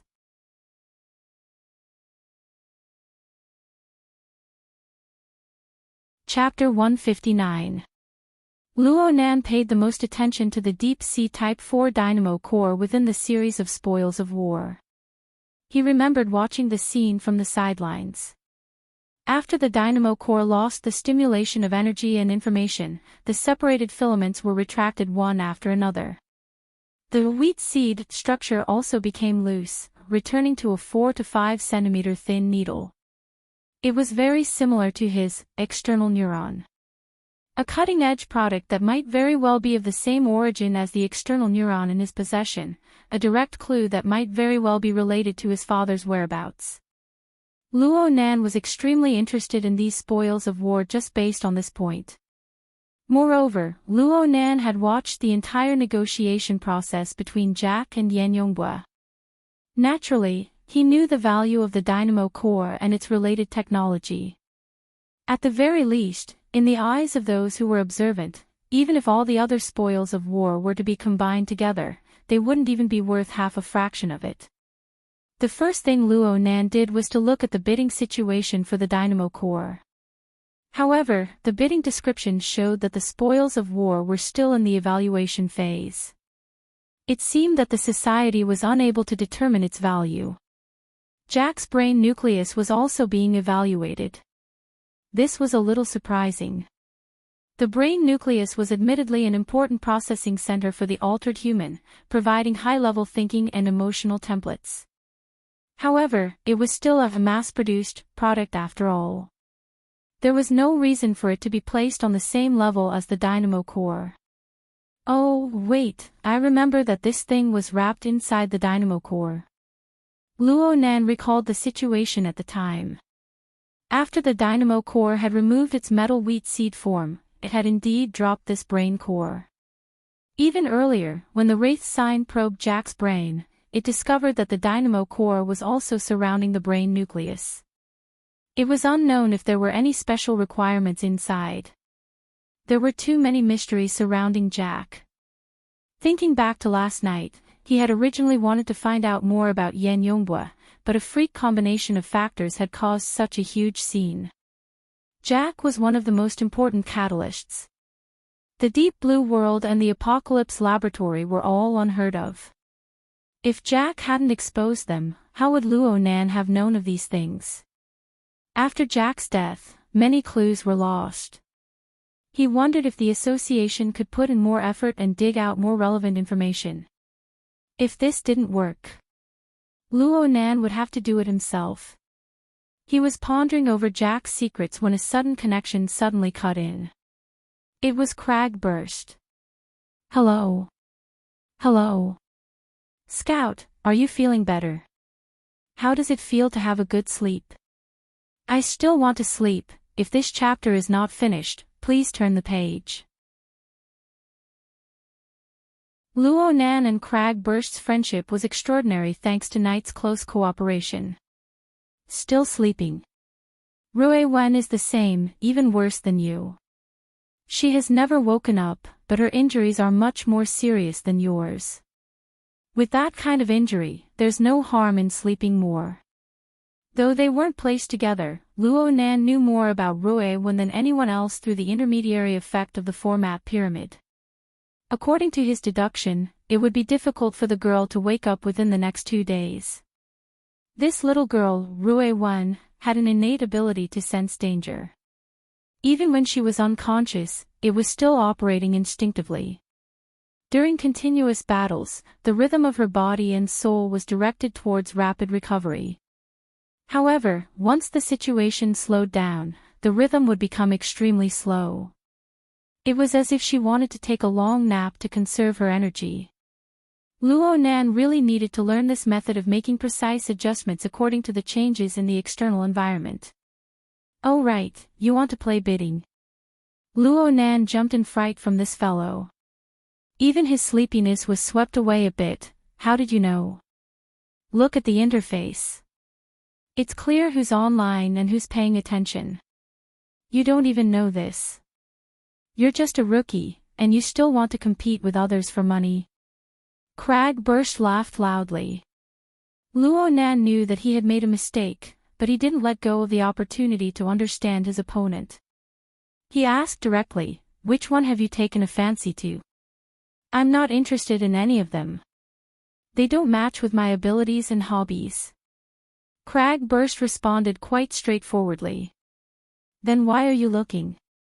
If I can trick someone, why wouldn't I look?" Crag laughed again. "It looks like the middleman hasn't found you yet. Perhaps your information is classified and he can't find a breakthrough point for now." "Middleman? Even if you don't ask, I'll still remind you. Look, you're a psychic. You're a mentally enhanced ability user. You have nothing to do with altered people or anything like that. I'm afraid that not many of these spoils of war have caught your eye." Luo Nan hesitated for a moment, but he still responded to Cragburst's words. Cragburst talked non-stop as he explained, "But for our society, aside from going to the wilderness for a big gamble, there aren't many situations in which we can seize so many spoils of war within the city. The right to bid, especially the right to bid in the first wave, is truly rare. If we use it carelessly or miss it, then it would truly be a waste." When Luo Nan heard this, "Please flip the page if this chapter doesn't end," he understood. "You're talking about purchasing. There's someone in the society who has taken a fancy to the items inside. They want to trade for them. Smart. But I need to add one more thing. It doesn't necessarily have to be someone from the society. Even outsiders can do it." Of course they can. As long as they can bring out goods that move people's hearts, then they can exchange what they need. The cutting-edge technological equipment we obtained this time is quite popular in the market. There are already 2 or 3 parties who have expressed interest. Especially the 2 items that are currently being evaluated. Even I'm moved by their conditions." Luo Nan's mind had been preoccupied with something. Hearing this immediately stirred an extremely sensitive chord and he blurted out, "It can't be Yongbwa, right?" "Yongbwa? No, it's an intermediary company." "Huh? Wait a minute. The news came out too fast. The briefing is still hot." Cragburst's temperament was straightforward, but he wasn't an idiot. He clapped his hands on the spot. "Don't say it. It's really possible." Luo Nan grinned. "I don't want to do as he wishes." Cragburst naturally knew of Luo Nan's attitude towards Yongbwa. His interest was immediately piqued. "I'll go check it out. Wait for my news. If it's true, then the way we do things will be different." He excitedly hung up the call and went to work. Luo Nan muttered to himself for a moment. He set the bidding for the dynamo core, including the brain core, to be watched immediately. He exited the interface of the Hexier. Right now he was lying on his bed, blinking his eyes. Though drowsiness surged forth like a tide, he felt as if he had missed something. "Oh, that's right." He turned his head. The split-page notebook that never left his side lay peacefully on the headboard of his bed. The pitch-black cover was like the entrance to a tunnel leading to an unknown direction. Luo Nan leaned against the headboard and sat up. He flipped open the notebook to the flexible e-ink screen page. He swept his eyes over the other icons and stopped on the visualization diagram. The visualization diagram icon that had just been displayed on Friday night was still in the download and install state. However, the area that glowed faintly seemed to have increased by a tiny bit. Sure enough, when he mentally injected it, the percentage of completion displayed had jumped from 2% to 6%. Should he be happy for the sake of a threefold increase? Luo Nan shook his head and his finger brushed across the flexible screen. The interface turned off and a slender needle was drawn out from within the flexible screen without a sound. The next update will be around 2 in the morning. Everyone, don't wait. Let's see it tomorrow morning.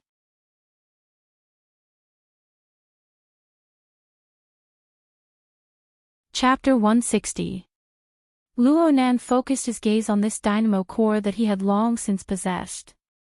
Compared to the Deep Sea Type 4, Luo Nan was certain that this dynamo core was nearly twice the length of the Deep Sea Type 4. And clairvoyance on the mental plane could see that the electricity flowing on the dynamo core was much more intense. It was probably because the model was different, but he didn't know how to address it. From Luo Nan's current perspective, this toy, the dynamo core, was truly very peculiar. It possessed a feeling of substance on the material plane, yet it constantly affected the mental plane. The mental and the material interfered with each other, blurring the positioning of its material. It was as if the dynamo core existed in the crevice between the mental and material planes. There were simply too many things worth studying. Luo Nan let the dynamo core merge with his brain while he pondered. He wanted to try and see if he could be like Jack and activate this toy. Since it's an activation, we should give it some stimulation. Luo Nan wasn't like Jack. He didn't have a dedicated power transmission line, so he was unable to provide enormous electrical support. All he had was soul energy. He didn't know what to do either. He simply let his soul power seep in and it quickly turned into a form of observation. The range of his spiritual senses shrank rapidly in exchange for an increase in accuracy. But for now, no matter how much the range shrank, it was still locked within a range of 10 meters. No matter how much his accuracy increased, it was still swaying around the millimeter level. His best record was still some distance away from 1/10 of a millimeter. This obviously wouldn't work.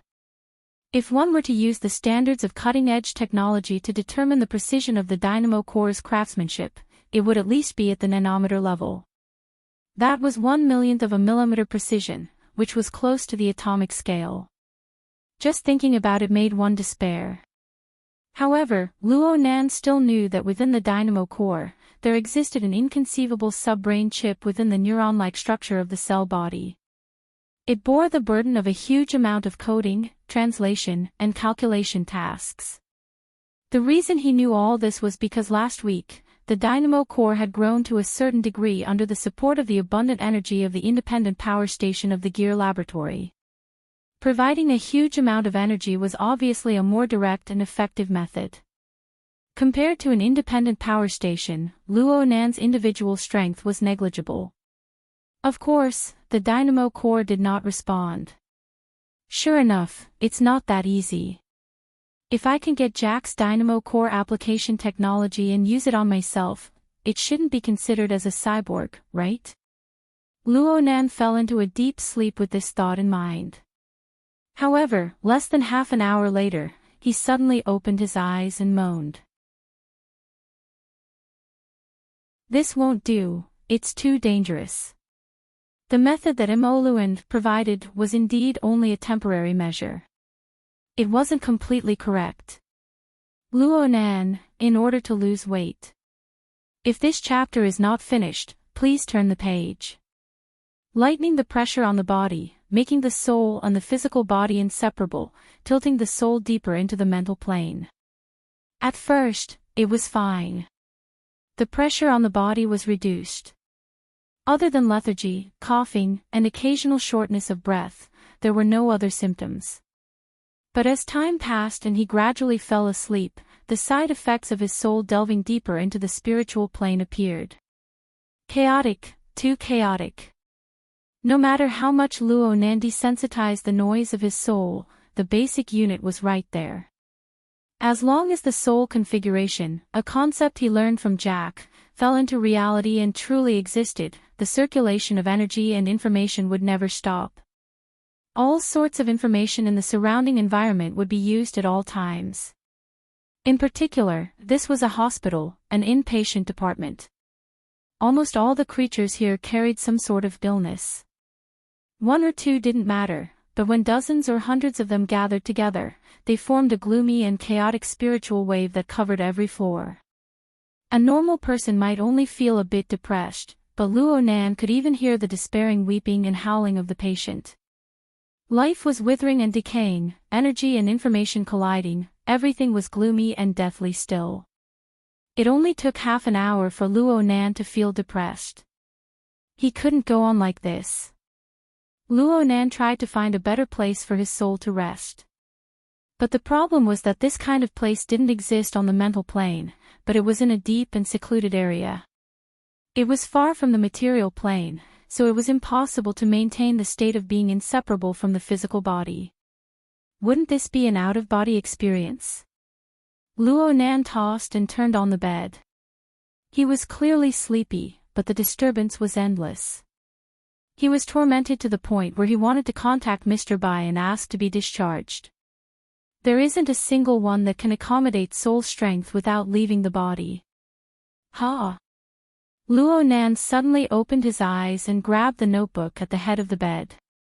With a thought, the dynamo core of an unknown model seeped into his body from his palm, traveling all the way to his brain. He referred to Jack as an example and let the dynamo core stop at the central mass between the left and right thalamus.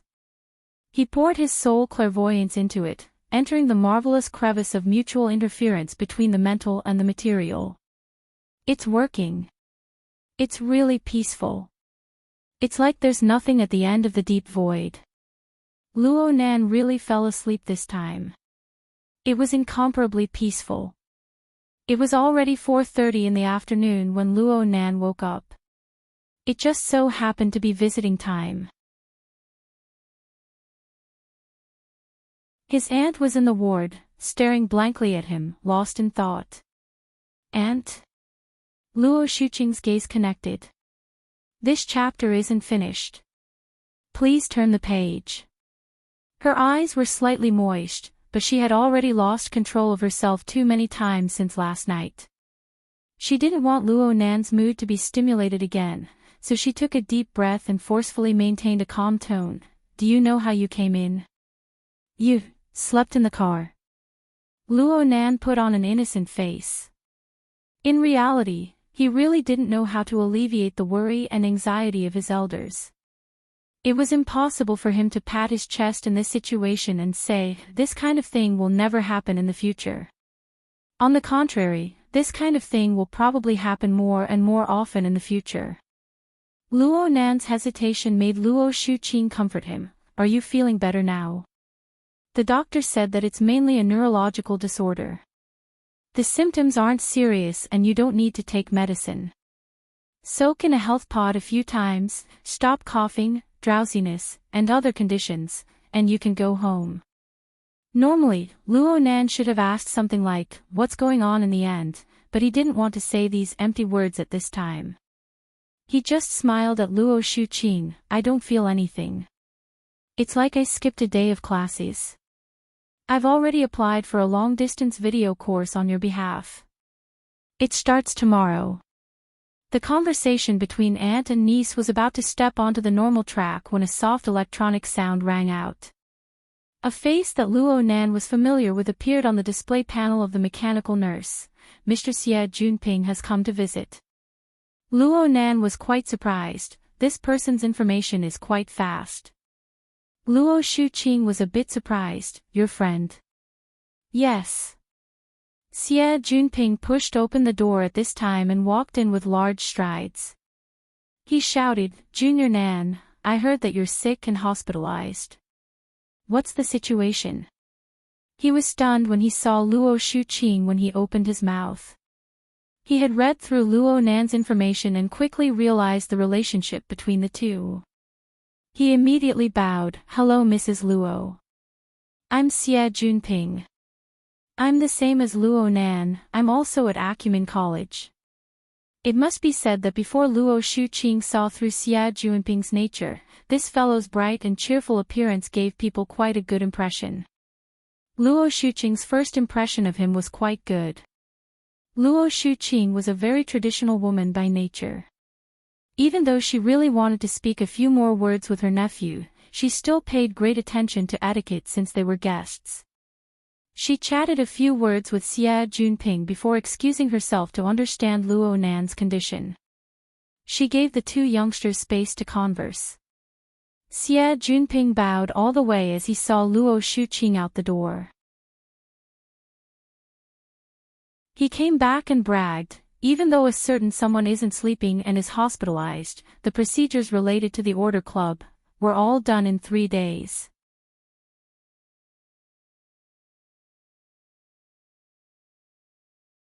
Chapter 161. Xia Junping had said last week that Luo Nan needed to go through the procedures after entering the society. However, Luo Nan had slept for an entire day over the weekend.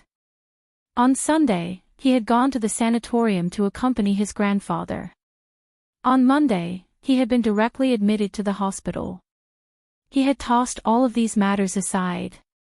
It was fortunate that Xia Junping had picked up all of these matters. Luo Nan was a bit embarrassed. He expressed his thanks and buried his head in a pile of electronic documents. Xia Junping had been explaining the purpose of each document to Luo Nan in the beginning, but then he saw that Luo Nan was completely ignoring him. Luo Nan was wholeheartedly focused on signing, displaying complete trust in Xia Junping. Xia Junping felt comfortable in his heart and simply began to chat. Of course, the topic of conversation was always about gear. Brother Nan, you just don't like the construction society, right? I don't think you need to worry too much. It looks like the construction society is determined to bring in the Rainbow Fund, but the Mystic Arts Research Society isn't to be trifled with.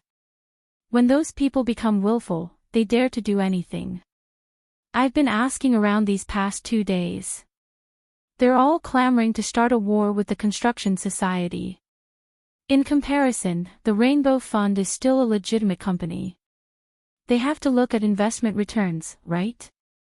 What if the manager goes crazy? Luo Nan put down his digital pen for the first time.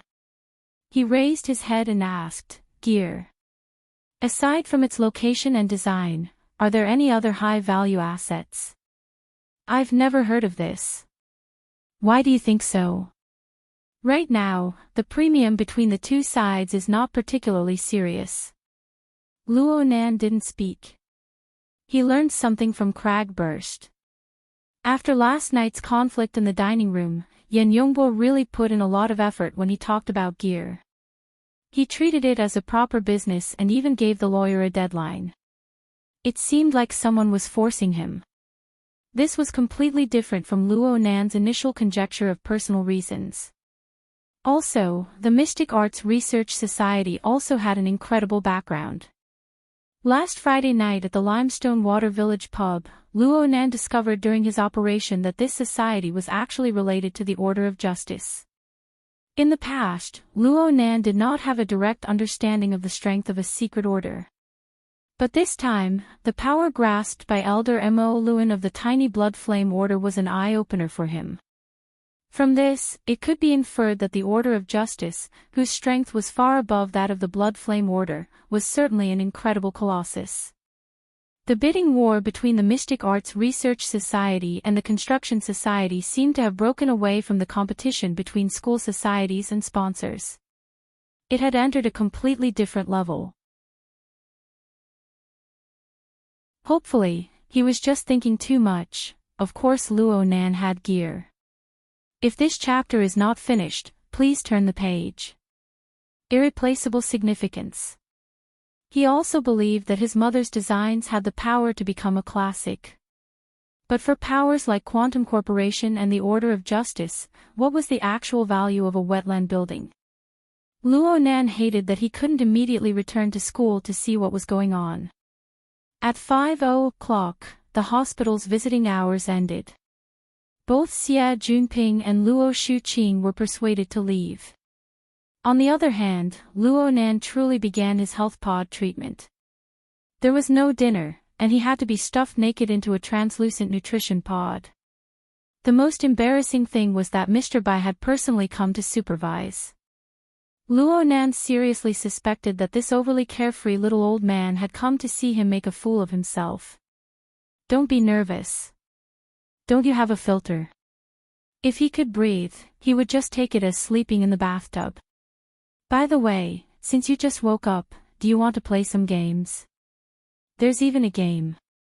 Luo Nan was wearing a breathing apparatus, so he couldn't open his mouth. He could only watch with wide eyes. Through the Hexier. Mr. White smiled as he switched to the Hexier channel. Ouyang has migrated quite a few games to the Psychic Wave network. They are updated in a timely manner and are very popular. For example, there are games like 10 Days in the Wilderness. Don't you youngsters like to play? Hold on. Don't jump around like this. Mr. Bai tapped his own forehead. I heard that your application of the Hexier has already reached the computer level. That's how it is. This is a typical manifestation of an imbalance between body and soul. It seems that you've learned to attach your soul without a teacher. Perhaps the 4th level simulator won't be a problem for you. If you get addicted to playing, your soul strength will increase. Then you'll be in big trouble. Simulator. It's similar to virtual reality. In the Hexier, it goes from basic interactive applications to active collection and operation of energy and information. It breaks away from the limitations of the fleshly body and materializes self-logic on the psychic wave network. Luo Nan blinked and concluded, out-of-body state. Mr. Bai raised his eyebrows. That's right. This kid's brain is really fast. This is the out-of-body state. It's also called astral travel. On the psychic wave network, there's the protection of energy. The risk of an out-of-body state can be minimized. You can try it in the future, but you absolutely can't right now. Not only can you not play games, but you can't leave the body. There's also meditation. Oh right. You can meditate, right? I can visualize a bit. Isn't that about the same? It's the same. All methods that can increase soul strength can't be used. Here. This chapter isn't finished. Please turn the page. At your level, visualization is no longer a game of pure thought. It is necessary to gather and operate energy and information at all times. This will bring enormous pressure to the fleshly body. You'll truly lose your balance. When the time comes, it'll be a bit easier for you to just die. Mr. Bai's words knocked Luo Nan back to the cold reality. He could only laugh bitterly for a time. Reality was like this. If he hadn't learned a bit of expediency from Mo Luan, and if he hadn't had the dynamo core to entrust his soul to and dispel the pressure, Luo Nan would certainly be living a life worse than death. Mr. Bai scared Luo Nan to let him understand the seriousness of the matter. Then he gave a solution. If you really can't do it, then chat. This old man won't chat with you. You can find someone else. Cragburst is a chatterbox. That secretary seems to treat you quite well. She's even a beauty. Luo Nan rolled his eyes while the nutrient fluid hadn't covered his face yet. Oh right. I'll go find Ouyang and seal your privileges. Kids are always unreliable. The old mister did what he said. He patted his butt and left. Luo Nan really admired this old man. But he really did relax quite a bit after being messed around like this. He didn't feel any discomfort even though he was covered in the nutrient fluid. But soon, Luo Nan was faced with a real problem. He really couldn't sleep. There were many things in his mind, but he couldn't find a clue. It was a mess, and his brain was especially excited. It was very tiring. Did he really have to chat? Helpless, Luo Nan scrolled through his friend list on the Hexier. There were only He Yueyin, Crag Burst, Octopus, Zhang Yingying, Mr. Bai, and a few others on the list. Which one should he choose? Someone had already taken the initiative to make a choice for Luo Nan while he was in a dilemma. The greenish-gray octopus head jumped up and down. Bro Octopus. Bro, have you entered the cabin yet? I'm inside. Luo Nan had already contacted Octopus before starting the treatment. They discussed the matter of concocting the nutrient fluid. As a professional, Octopus gave Luo Nan many useful suggestions. He also wanted to help Luo Nan contact a suitable pharmacist. In the professional field, Octopus's horizons no longer stopped at Xia City. He looked to the entire world. He recommended Luo Nan an authority in the field of nerve repair, Dr. Clay, who was far away in Los Angeles, America. He even volunteered to make the contact. Right now, there was already a result. Bro, I have the latest news.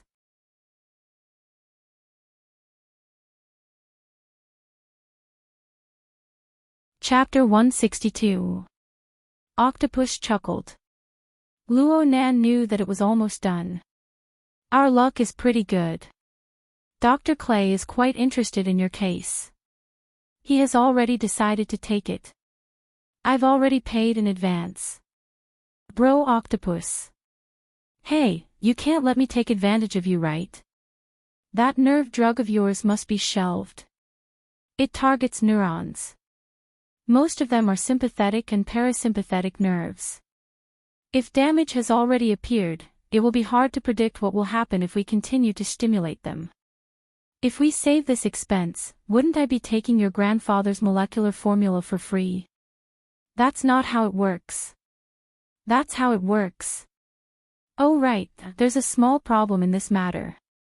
Dr. Clay is currently working on a project. He can't get away for a while, so he sent his students over to do the preliminary data collection and testing work. It will be done in about a week. As for Dr. Clay, it will be the end of the month. The end of the month. Luo Nan was startled. His scalp went numb in the blink of an eye. Didn't this mean that he would have to soak in this large bathtub of the health pod for another month? He hesitated for a moment before finally saying, "Wouldn't this take too long?" Octopus laughed. What's the big deal in a month? It's not even a single course of treatment. You won't have to stay in the hospital forever. I asked Mr. Bai.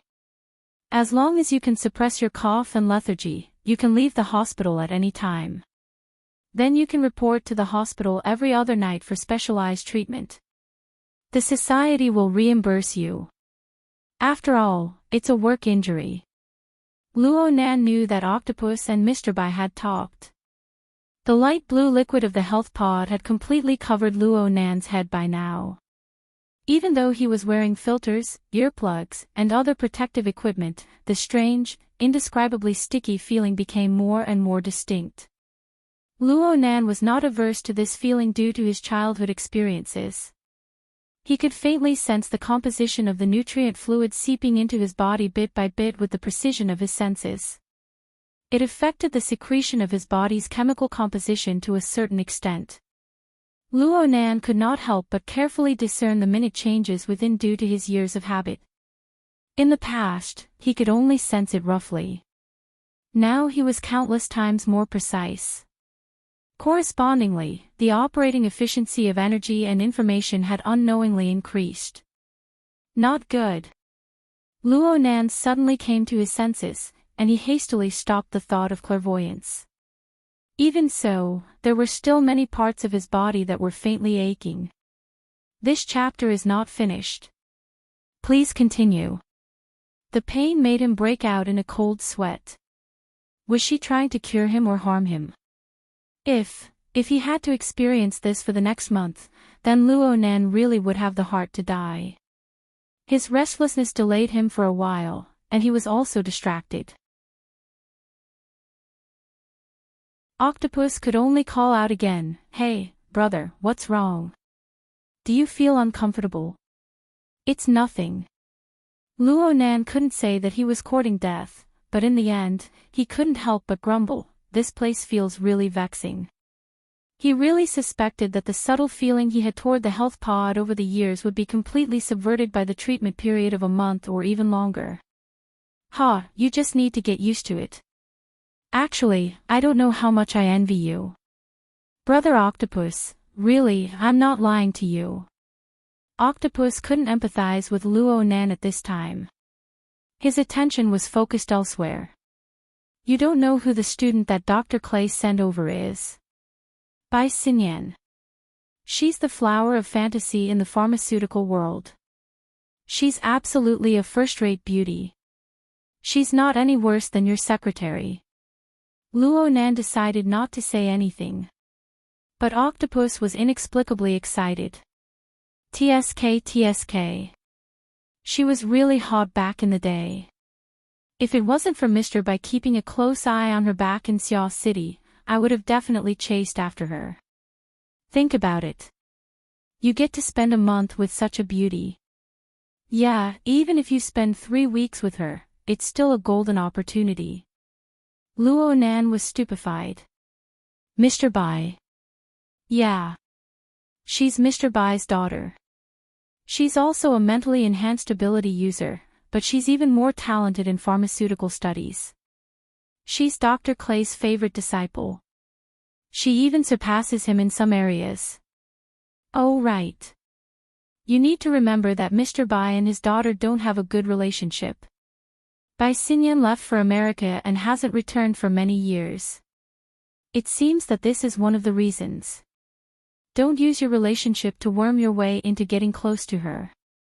Otherwise, don't blame me for not reminding you if a problem arises." "Okay." Luo Nan was really defeated by Octopus. "Then that's it. Oh right, the health pod is vexing. Do you want to chat?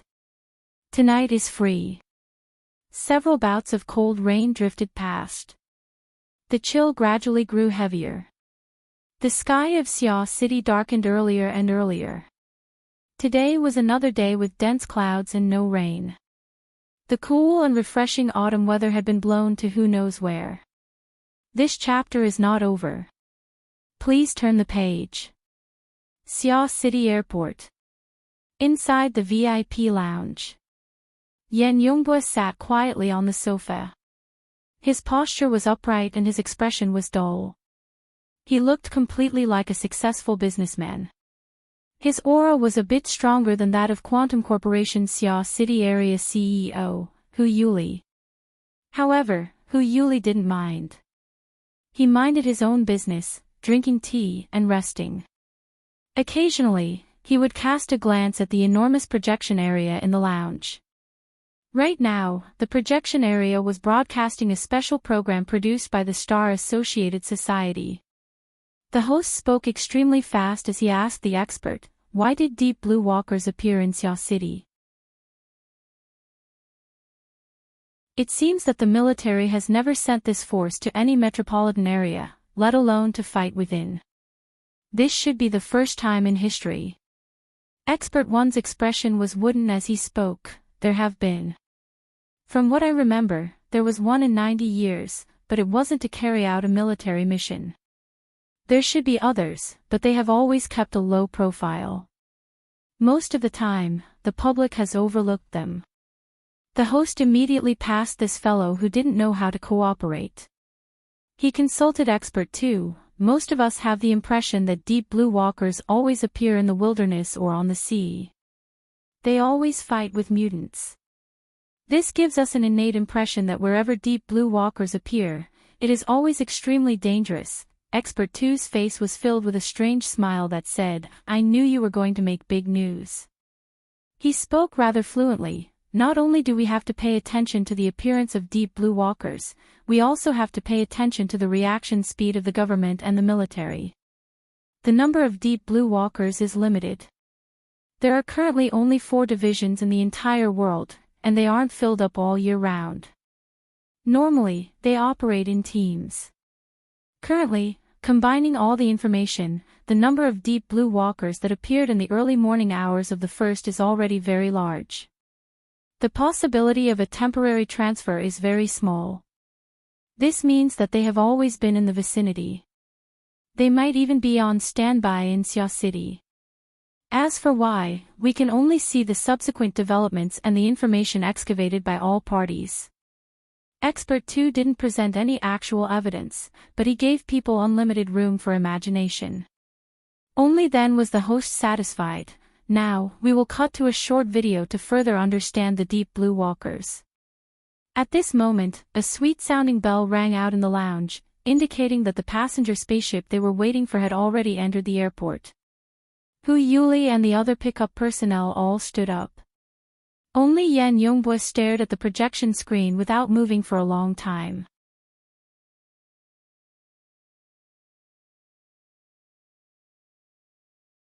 Chapter 163. Hu Yuli turned his head to look, Assistant Yan. Yan Yongbua didn't even raise his head as he spoke coldly. Cutting off Quantum Corporation from the program must have cost quite a bit. It's all right. The money was withdrawn from headquarters. They've always had a good relationship with the Star Associated Society. Hu Yuli responded with a smile. He didn't care if this smile was some sort of provocation. Frankly speaking, Hu Yuli really admired Yan Yongbua. Using a weapon on the level of a particle cannon in the vicinity of the residential area of Xia City was far too audacious. If the matter had been resolved satisfactorily, the company and the laboratory might have praised him for being courageous. But now, Jack was dead, the test subjects were lost, and 2 deep blue walkers were lost.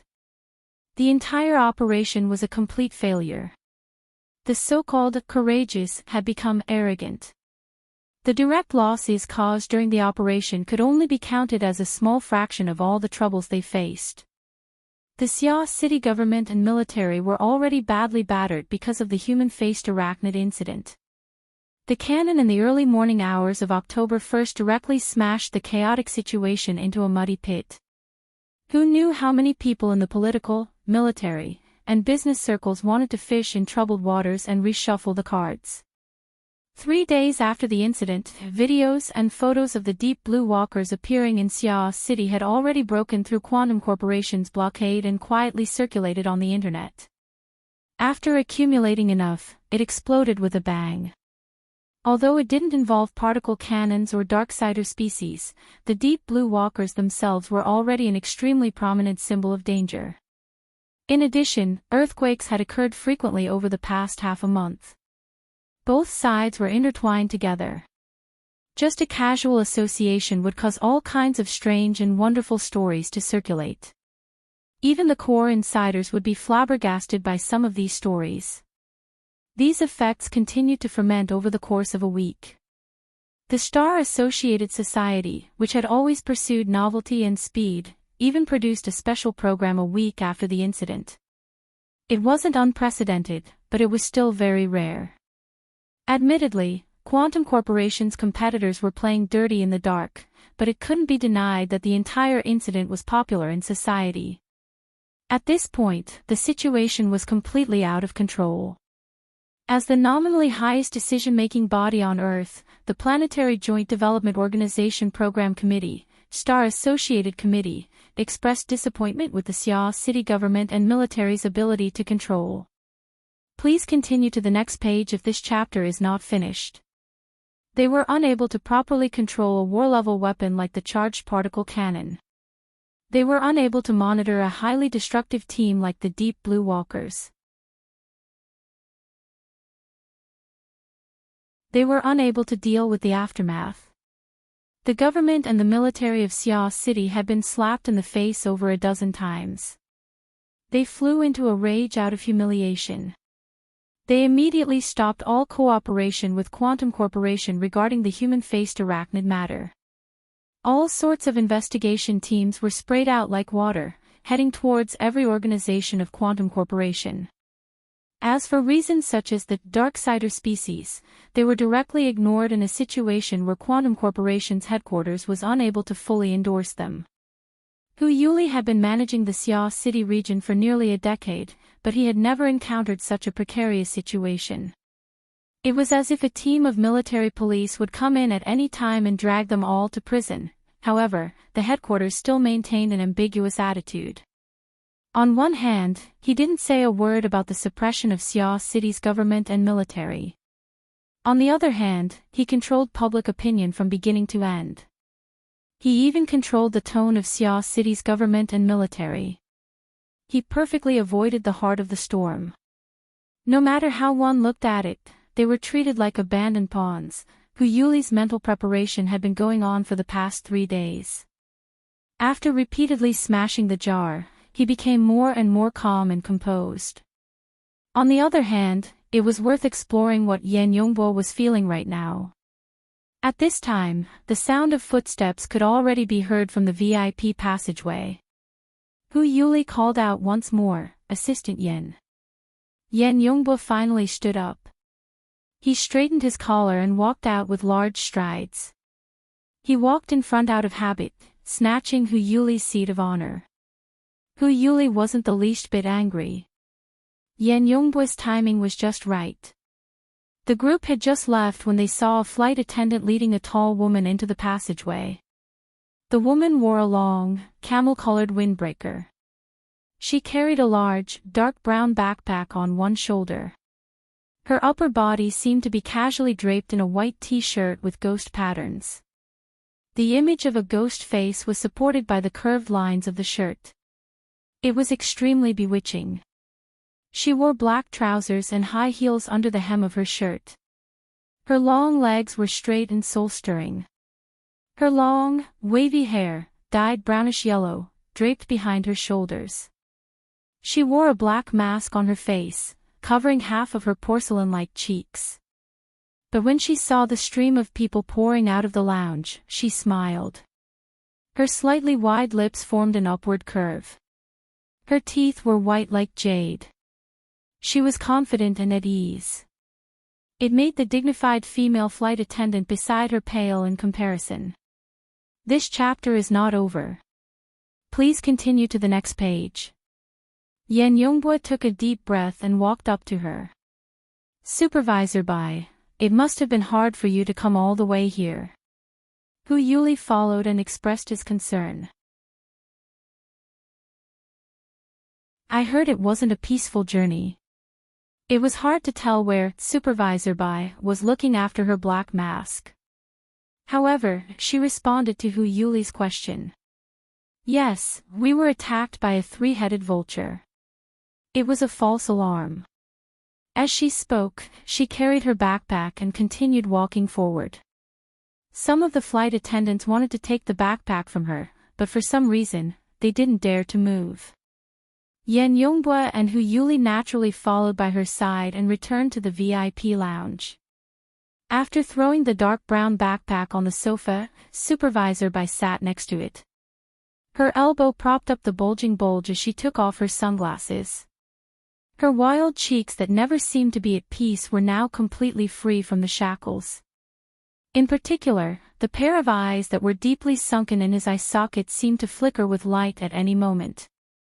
However, upon closer inspection, there were clearly layers upon layers of cold flames.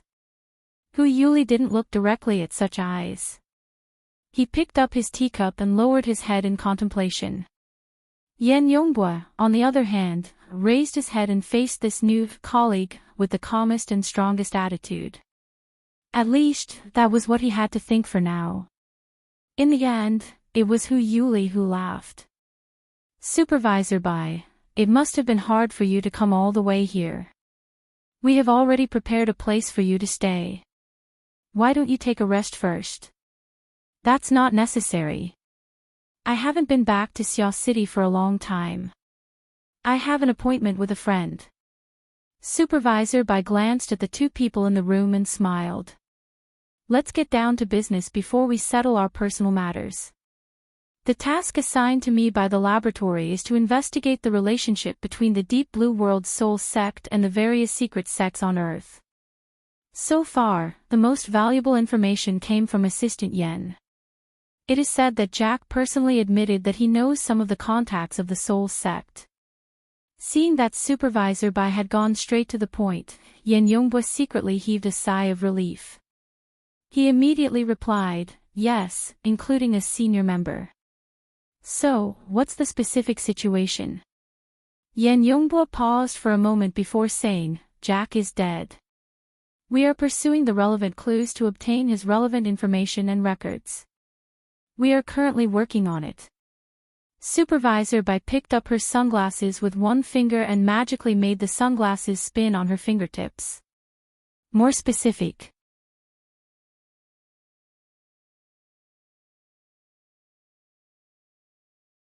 Chapter 164. Yen Yongbo's gaze shifted from Supervisor Bai's slender fingertips. His expression turned gloomy, but he still remained calm. We believe that Jack was a modified human, at least until the night of September 30th. That way, his way of thinking would not have been able to surpass the template of the brain nucleus and would not have been creative. We have the template settings of his version of the brain nucleus and have used the exhaustive method to list all possible options. We have selected the ones with the highest probability and checked them one by one. Okay, and then? So far, we've searched through Jack's life circle, but we didn't find anything. The Apocalypse Laboratory searched through the cloud space where the data was uploaded, but we didn't find anything either. After various investigations, we can basically confirm that if there are any relevant data records, they must be carried by Jack. Yen Yongbo glanced at Supervisor Bai's face and paused for a moment before continuing. We have searched the battlefield in the early morning of October 1st, but the Ability User Association search was very thorough and did not leave anything valuable behind. This way, the target is likely to be in their internal bidding for the spoils of war. So far, we have recovered all the bidding goods through the middleman. However, the evaluation of the Deep Sea Type 4 dynamo core and the brain nucleus has not been completed and the bidding has not begun. In addition, the C-2834 test subject is still under the control of the Ability User Association. It has been in a coma for the 7th consecutive day, but from the collected information, its vital signs are relatively stable. The lengthy speech could basically be regarded as a work report. Yen Yongbo felt this halfway through his speech. However, the arrow was already on the bow and there was no reason to stop halfway. Supervisor Bai did not respond immediately after the long speech. She seemed to be digesting the information and seemed to be in a daze. Yen Yongbo hated this kind of situation where he had to wait for someone to express their stance, but he still had to wait patiently. At the same time, his heart slowly sank. This was the last thing he wanted to see. Hu Yuli was still drinking his tea, his eyes narrowed. After about half a minute, Supervisor Bai finally said, after listening to Assistant Yen, I am relieved. Yen Yongbo's eyes lit up and a smile appeared on his face. Supervisor Bai, before returning to Xiao City, I actually had a headache. After all, our missions are different. Even if we have a bit of cooperation with Jack and the C-2834 test subject, the following work will inevitably divide Xiao City's current strength. Supervisor Bai leaned against her backpack and changed into a more comfortable position. It's all good now. All the measures that Assistant Yen has taken so far are under control. If this chapter is not finished, please turn the page. In this case, I don't need to be polite, I can just use it. Yen Yongbo's expression changed. His current position was the CEO of the Rainbow Fund and the assistant manager of the Sky Blue Security Company. On the surface, the former definitely had more funds and resources than the latter, and that was indeed the case in a normal society. However, the problem was that if Yen Yongbo could only choose between the two positions, he would undoubtedly choose the position of assistant manager. This was because it represented the formidable strength of 4 full squads and nearly 30 Deep Blue Walkers. But now, Supervisor Bai wanted to take everything away with just one sentence. The situation was worse than Yen Yongbo had imagined.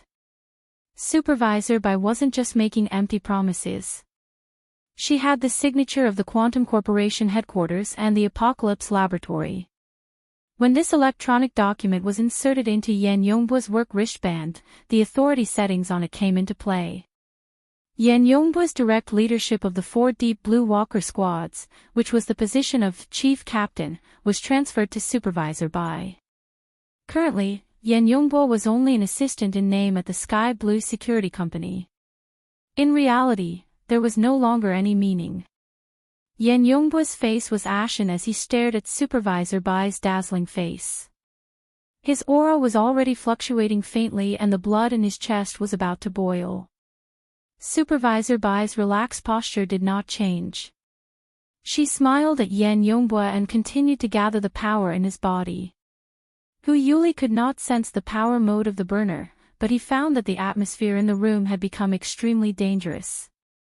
It was not good for him to sit still, so he put down his cup and smiled to smooth things over. The headquarters and the laboratory must have their reasons for this arrangement. As long as the two of you cooperate sincerely, it doesn't really matter who is in charge of which area. In the end, there is still a difference. Supervisor Bai was surprisingly frank. As for the specific difference, Assistant Yen, no, CEO Yen can slowly experience it. Oh, I haven't congratulated you on your promotion to CEO. See you later. As she spoke, she stood up, picked up her large backpack, and prepared to leave. Yan Yongbo stood up abruptly. For a moment, he really wanted to pounce on her, but in the end, his feet rooted to the ground. Only a hoarse voice squeezed out of his throat, but even he himself did not know what he said. Supervisor Bai seemed to have heard it clearly. Do you want to know the reason or the result?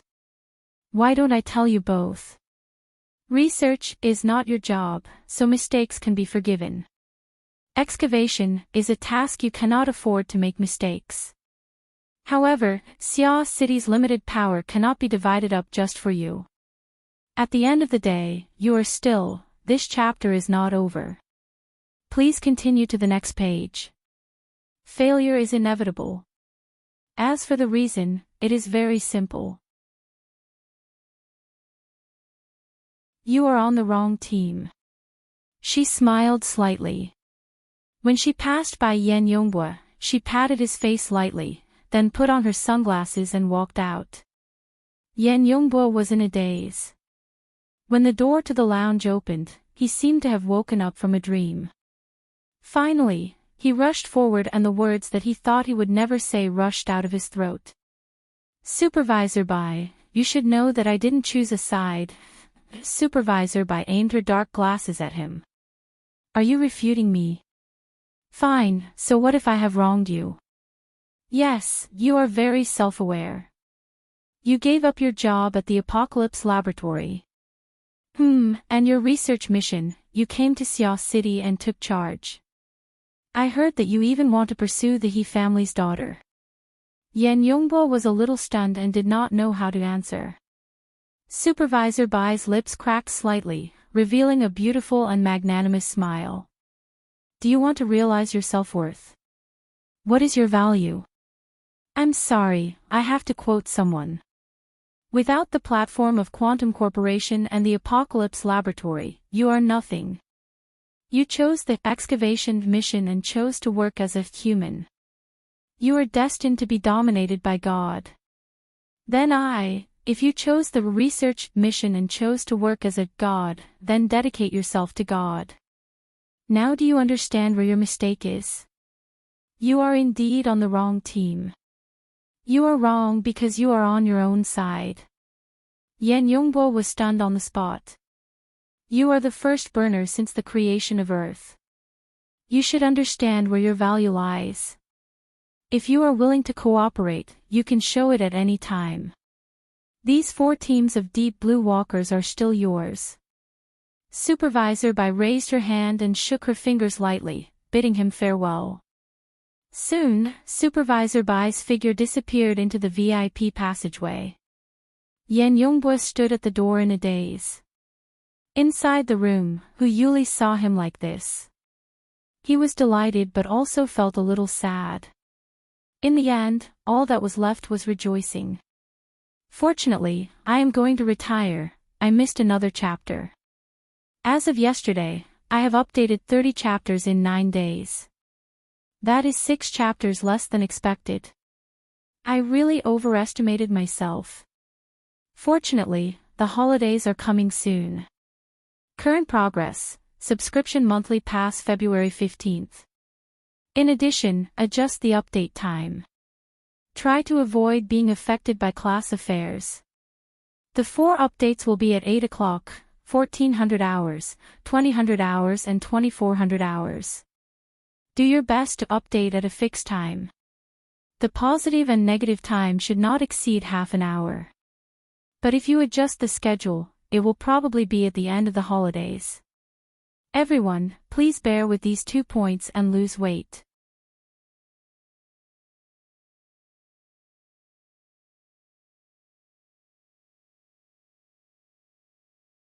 Chapter 165. It was 5:00 in the afternoon, and it was drizzling. Due to the terrible weather, the lighting on the low-altitude public bus was dim. Luo Nan grew more and more drowsy, and Mo Peng, who was next to him, yawned because of Luo Nan. Hey, you've been treating me for the past few days, but there's no effect at all. Cough, I just feel like sleeping. Why don't we sleep somewhere else? Well, you go to sleep now. If I fall into the game hall, will I still be able to do business with the owner? Luo Nan was discharged from the hospital on the 3rd and stayed at home for another 4 days.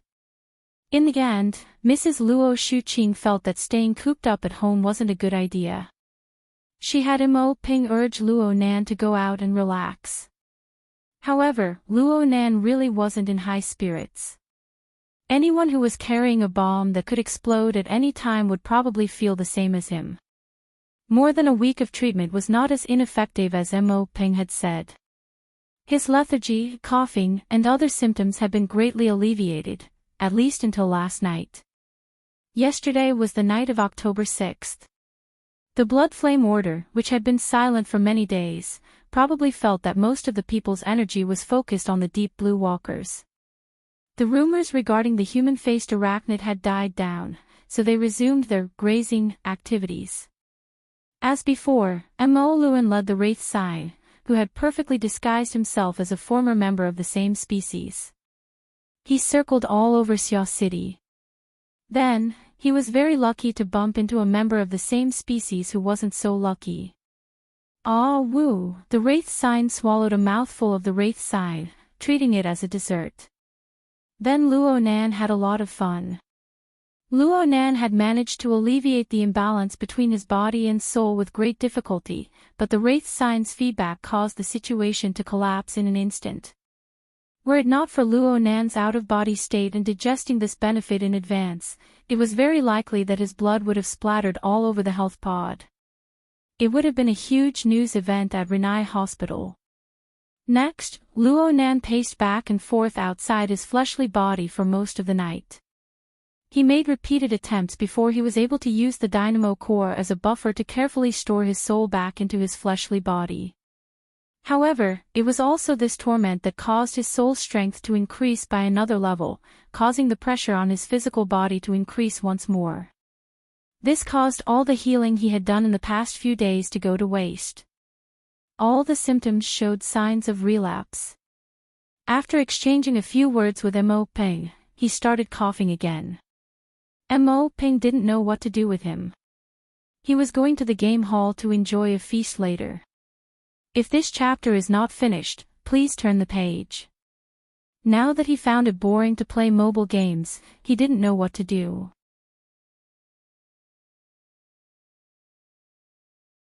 Out of boredom, he glanced at the public projector of the low-altitude bus station, which was showing the current hot topics. Star Associated Society's Deep Blue Walkers.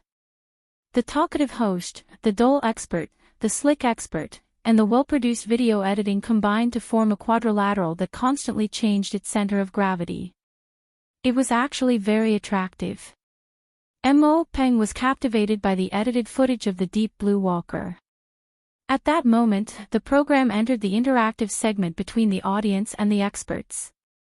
The host eliminated the ridiculous topics like, are there mutants in the underground of Xia City, and does the Deep Blue Walkers symbolize war?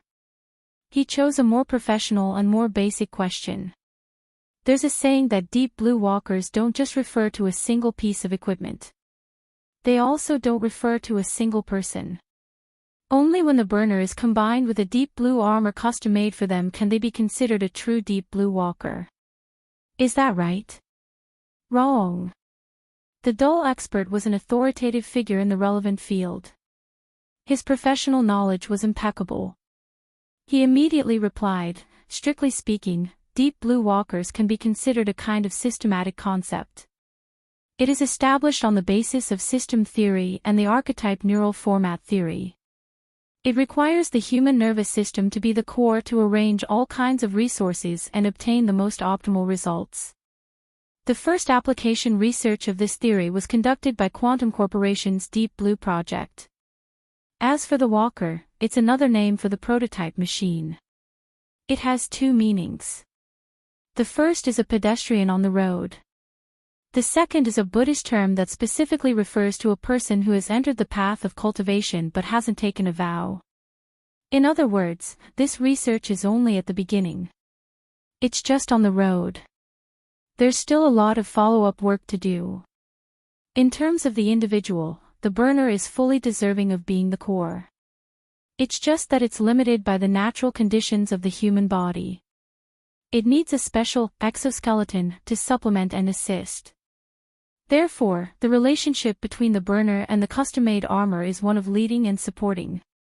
It's not a parallel relationship. From my personal point of view, the relationship between man and machine should be that of core and supporting. The supporting equipment supports the lower limit of a Deep Blue Walker. The autonomous consciousness of man determines the upper limit of a Deep Blue Walker.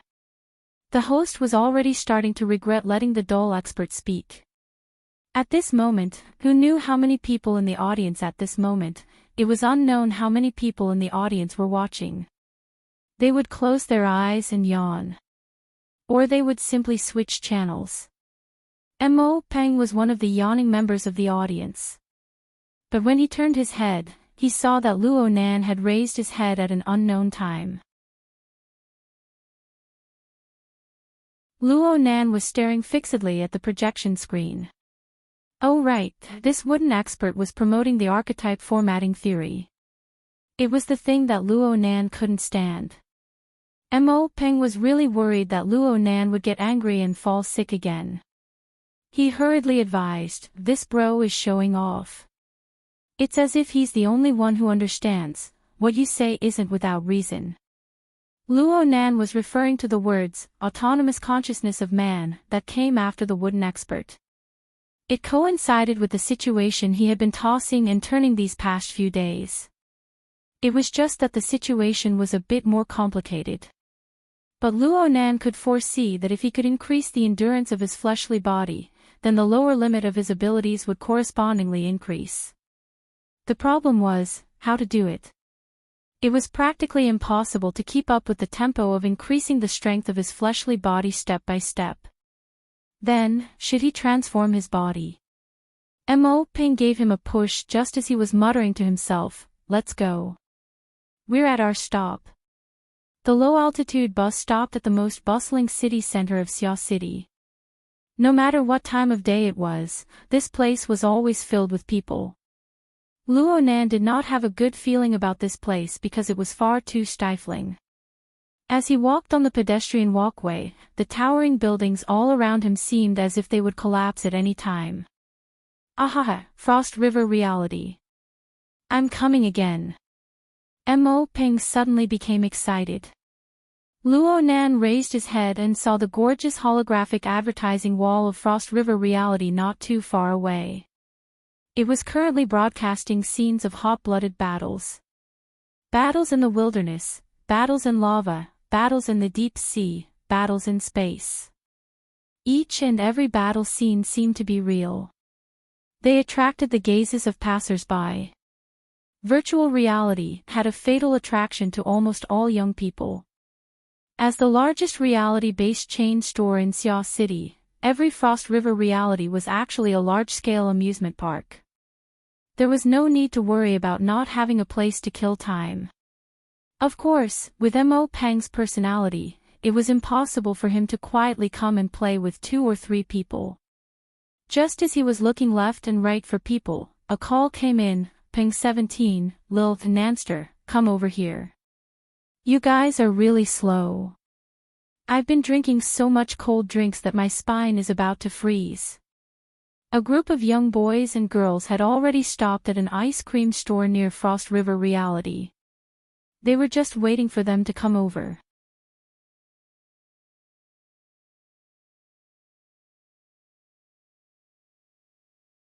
Chapter 166. The Frozen Star ice cream shop was a famous chain business in Xiao City. Although it was past peak season, it was backed by Frost River Reality. Business was still great on Sunday nights. When Luo Nan and Mo Ping came in, they nearly got lost in the crowd. Luckily, the number of men and women waiting for them was not small. They were quite eye-catching as they waved. The group of people sat at 2 tables, which made the place more spacious. What was interesting was that most of the people here had the surname Mo. The Luo family was not very populous in Xiao City, but the Mo family was flourishing here. Uncle Mo Haihang had 5 brothers and sisters, and he was related to them in various ways.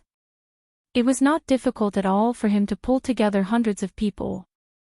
Including his cousins, Mo Peng's age was ranked 17th among his siblings. He was usually called Peng 17. During festivals, Luo Nan would not even be able to straighten his tongue when greeting his uncles, aunts, cousins, or grandnephews. He would hide if he could. Of course, as a child living in his aunt's house, he was indeed an outsider to the Mo clan. He didn't have any blood relations with them, and with his temperament, most of his peers were just nodding acquaintances. Usually, Mo Ye and Mo Ping would drag him along, so they would occasionally get together. Here. The one who waved the most cheerfully was Mo Han, the one who had just contacted Mo Peng. Mo Peng called her Sister 16 without the slightest trace of politeness. On the other hand, Luo Nan still called her Sister Han from a distance. In the past, he had followed Mo Peng and called her Sister Pomegranate, 16, but he did not want to call her that. It was probably because of the Mo family's genes. Other than Mo Ye with her super long legs, the youngsters of the Mo family were not too tall. Mo Han, this lively girl, was clearly 2 years older than him. She was going to go to college next year, but she was shorter than Luo Nan by half a head. Her beaming smile made her look very innocent. She could play with anyone. Luo Nan followed Mo Peng shouting. The oldest of the Mo family's siblings was Mo Qing. He was ranked 7th. He was already in his 3rd year, but he was the same as Mo Peng. He was a veteran game geek. His major was game design. He was always the leader of such activities. Mo Ping always acted as his assistant and began to count heads. 7th brother, 9th brother, 13th sister. If this chapter is not finished, please turn the page, Sister Pomegranate. Oh my! Nancy, Brother Lu, Brother Jiang, and Brother Jia are all here, right? Lu, Jiang, and Jia were all members of Mo Cheng's gaming team, so they were used to playing together. Mo Cheng waved his hand. Let's wait a little longer. Chen Chen hasn't arrived yet. And 3rd brother, he's also here, and he's treating us today. Ha! Mo Peng was very surprised. Chen Chen was the only female member of Mo Cheng's team. It was normal for her to be here. However, the 3rd son of the Mo family, Mo Chiu, was almost 30 years old this year. He was at the age to start a family and start a career. He had long passed the age to play around with these young people. Furthermore, he was someone who always put on airs. This was not right. Mo Han blinked and lowered her voice. I heard that they're here for a blind date. Mo Ping still didn't understand. Blind date? Doesn't he have a girlfriend? They broke up. They used to be in the same unit. Now that he's jumped ship to a new company, they broke up quickly. This one seems to be someone he met through Sister Chin. She's in the University Department of Acumen College. Acumen College. What a coincidence. Mo Peng looked at Luo Nan. She's a teacher. No way. She's a student. Holy crap. An old cow eating young grass. Mo Han wrinkled her nose. I heard that she's a beauty. She's an officer in the University Department of Acumen College. She's graduating this year. Hey, Lil Nancy, it's time for you to play your role. Is there such a person in your school? Luo Nan just laughed. How could he say anything?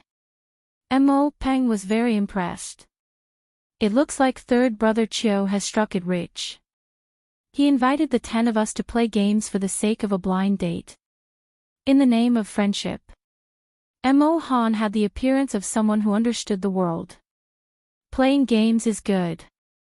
Don't look at how many people there are. Who cares about who in virtual reality? In the end, aren't they the ones alone? They can do whatever they want. Mo Ping gave a thumbs up to the sister pomegranate who dared to say anything. At this time, Mo Chiu, who became the center of the conversation, walked into the ice cream shop. He was dressed casually. His height was average, but his figure was maintained quite well. He looked very spirited.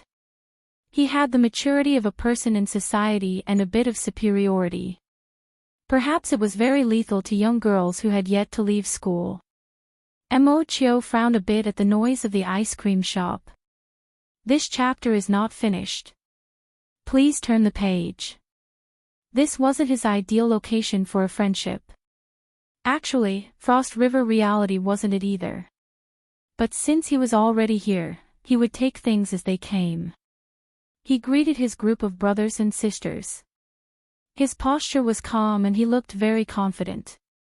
After taking a seat, he asked Mo Ching, Ching 7, they haven't arrived yet? Chen Chen just went to pick up her sister from the hospital. She just happened to be here to relax. She might be a bit late. How many people are coming over there? Currently there are 4, 3 women and 1 man. Chen Chen and her sister are your targets. One of them might be her sister's boyfriend. Oh, they're here. As soon as Mo Ching said this, everyone's gazes turned towards him in unison. Which one is the blind date? Sister Chen's left or right? It's definitely the left. She's over there. She suits third bro's taste very well. The one on the right should be Sister Chen's sister. She's almost 1.7 meters tall. She's only in high school. Third bro shouldn't be this shameless. Mo Ping chuckled, high school. High school is good. She can socialize with me too.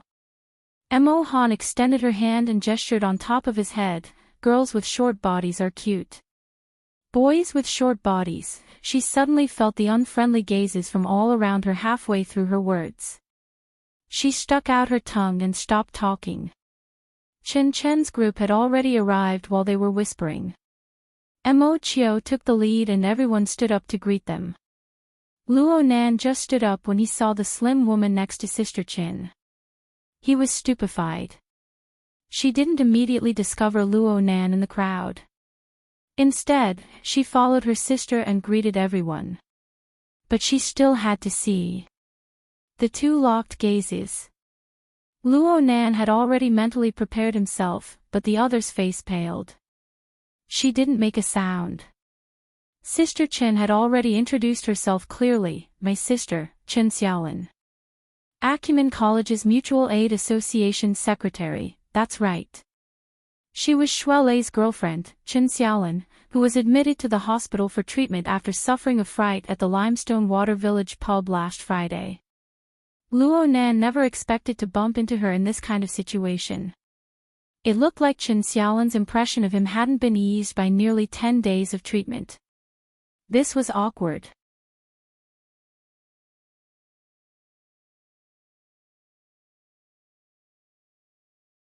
Chapter 167. It just so happened that Luo Nan rarely hung out with this group of people. Chen Xiaolan, who was also the Chen Chen that Mo Qing spoke of, was not too familiar with Luo Nan. Chen Xiaolan, who was also the Chen Chen that Mo Qing spoke of, was introduced to Luo Nan along the way. She was a bit stumped when she suddenly saw this somewhat unfamiliar face. The awkwardness that was displayed on the surface actually covered up Chen Xiaolan's unnatural movements. At this time, it was the experienced Mo Qiu who came to the rescue. What do you think? Our fifth uncle's son, Nanster, has changed after attending Acumen College, right? You can say that Acumen College is nurturing people. Xiaolin, you didn't give me this much pressure the last time we met. Mo Qiu's self-deprecation and flattery eased the awkwardness. Everyone laughed. However, there were also some parts that were a little inappropriate. Mo Han secretly complained, it's destroying people, right? They just came out of the hospital. Chen Xiaolan was able to form a battle squad with a bunch of big men. She was a character that wouldn't lose to men. She wasn't faking it. She immediately patted Luo Nan's shoulder, so it's Nanster. I didn't recognize you just now. It looks like we haven't played together much. You just got in this year, right? Xiaolin is 1 year ahead of you, so let her take care of you in the future. If they bully you, just tell me. If it was under normal circumstances, Mo Qiu and Chen Xiaolan would have let the matter pass. But the problem was that Luo Nan wasn't a person with particularly strong adaptability. As for Chen Xiaolan, she was usually smart and capable, but her mind was unsettled right now. Her reaction was extremely terrible. She didn't follow up. She didn't even pay attention to her older sister's words. Junior Luo, long time no see. Chen Xiaolan's abnormal reaction immediately attracted Chen Xiaolan's attention. In fact, Chen Xiaolan's current performance was quite different from her previous performance. Mo Pang and Mo Han hit to the side and whispered, "Holy crap, there's something going on."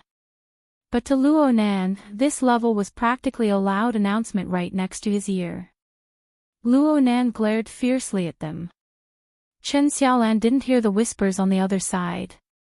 Even if she did, she would pretend not to hear it. She was a little curious. What? You guys know each other? Is Acumen College that small? I just met her last week. Senior Sister Chen even helped me. What else could Luo Nan say? He could only deal with it first. If this chapter is not finished, please turn the page. However, at this moment, a voice from the other side joined in, so you're also a junior from the academy. Last Friday, did you participate in the mutual assistance buffet party? The one who spoke was Mo Qiu's target, Tian Si. She looked rather petite and beautiful, and her smile was especially alluring. No wonder Mo Qiu was trying so hard to woo her. Yes. Hello, Senior Tian. Luo Nan also remembered that he seemed to have met this person before. It was either the student council or a member of the Student Assistance Association. However, President Chen Weikan was too dazzling back then, so the impression of the people behind him was already very shallow. If it wasn't for the fact that the information matched, he wouldn't have been able to recall it. Tian Si laughed quite happily. Acumen College's power has suddenly risen greatly here. Junior Luo, Xiaolin, Tian Qi, and me are almost 1/3 of the total. Tian-Chi was the only male in Chen Xiaolan's group. He was also Tian-Ci's cousin. He was tall and thin and had a refined manner. It was obvious that he was interested in Chen Xiaolan. He stared at Luo Nan from the moment Chen Xiaolan's expression changed. His suspicion carried a hint of vigilance. However, when Tian-Ci mentioned him, she still smiled at Luo Nan. She extended her hand and shook hands with Luo Nan, calling him Junior. At the very least, she didn't lack elegance. Luo Nan inexplicably felt that this was a bit absurd. He could sense it very clearly. Right now, the group of 4 from Acumen College was conversing back and forth, but they all coincidentally circled around one person. However, they were constantly affected by this person, Shuelei. Emotional issues. Luo Nan felt his teeth ache just thinking about it. Luo Nan wouldn't easily get involved in areas he didn't understand at all. However, he had participated in the unforeseen event between Shuelei and Chen Xiaolan to a large extent. He didn't feel that he had done anything wrong. Back at the Limestone Water Village pub, the human-faced arachnid had already set its eyes on Shuelei. It had taken control of the society's ability user, Black Wolf, to launch a pincer attack. It was clear that the human-faced arachnid wanted to treat Shuelei as food. If he hadn't exposed them on the spot, the consequences would have been too horrible to contemplate. But looking at it from another angle, if Luo Nan hadn't hypnotized the emotional Chen Xiaolan during the fight between Shuelei and the Black Wolf, Chen Xiaolan's psychological suggestion wouldn't have been so intense. He was more or less responsible. No matter how much undercurrent surged between the group of 4 from Acumen College, it wasn't the main topic of tonight's event. Frost River Reality and the Fellowship were the main topic. Please continue to the next page if this chapter doesn't end. Everyone got to know each other. They left their seats under Mo Chio's initiative. They entered the reception hall of Frost River Reality in a grandiose manner through the inner door of the ice cream store. This was undoubtedly the intersection point between the virtual world and the real world. Even though they had yet to come into contact with the most core of reality technology, there were interactive AR virtual images everywhere in the hall. Iron-blooded, cool, cute. They were all jumbled together. It looked messy, but the high-frequency interactions between people and virtual images and between virtual images were still very interesting to watch. At the very least, it was very cute for girls. Luo Nan quietly fell to the back of the group amidst the sudden clamor. He muttered to himself for a bit and finally decided to give Shuelei a call. The call connected quickly. "Hello, Leicester. Where are you?" "I'm helping out at the Daoguan." Shuelei's voice was still very loud. "You're coming to class tomorrow, right? Why don't you come live in Blue Bay? We can go for a morning run together." Shuelei had called to greet Luo Nan when he was sick and hospitalized. He originally wanted to come and visit, but the hospital's visiting hours conflicted with the school's curriculum, so he gave up. He couldn't be as casual as Xie Junping. "I'm afraid my aunt won't agree." Luo Nan grinned. In the end, he brought up the topic of conversation. "Leicester, let me ask you something. You and senior sister Chin." There was no need to say it too clearly. Shuelei suddenly went silent. He wasn't someone who was good at hiding his personality. When he spoke again, he was extremely depressed. "She steeled her heart to not meet with me. She's not even picking up my phone right now. The doctor said that it's best to keep a bit of distance from her to avoid provoking her. Am I a freaking monster?" Luo Nan scratched his head when he heard this. He hesitated for a moment before saying, "I saw her at Frost River Reality. Right now, I'm playing with her and a few friends. Why don't you come over and meet me? We can talk things over." "Which Frost River Reality?" "City Center, Fudong Main Street." "I'll be right there." Shuelei didn't say anything further. He hung up the phone and presumably rushed over in a hurry. But it would take at least 2 hours to get here from the Riverview district on the weekend. Luo Nan was really worried that he would come over empty-handed. He suddenly sensed something while he was pondering. He raised his head and saw Chen Xiaolin stop in front of him. She turned around to look at him.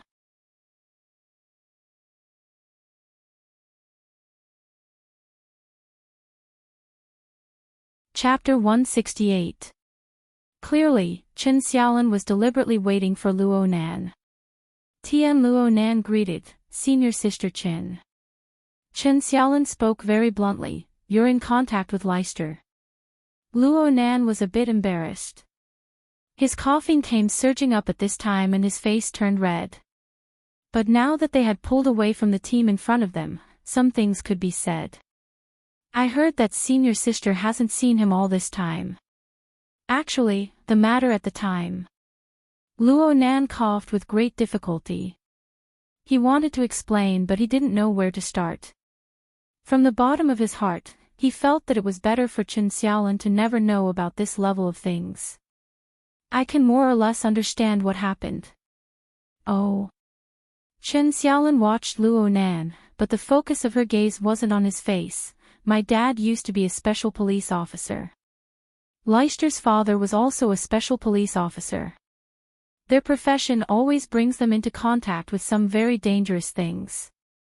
When faced with vicious criminals and the like, there's no reason. Violence is the solution, right?" Luo Nan could only nod his head in understanding. The profession of a special police officer is very dangerous.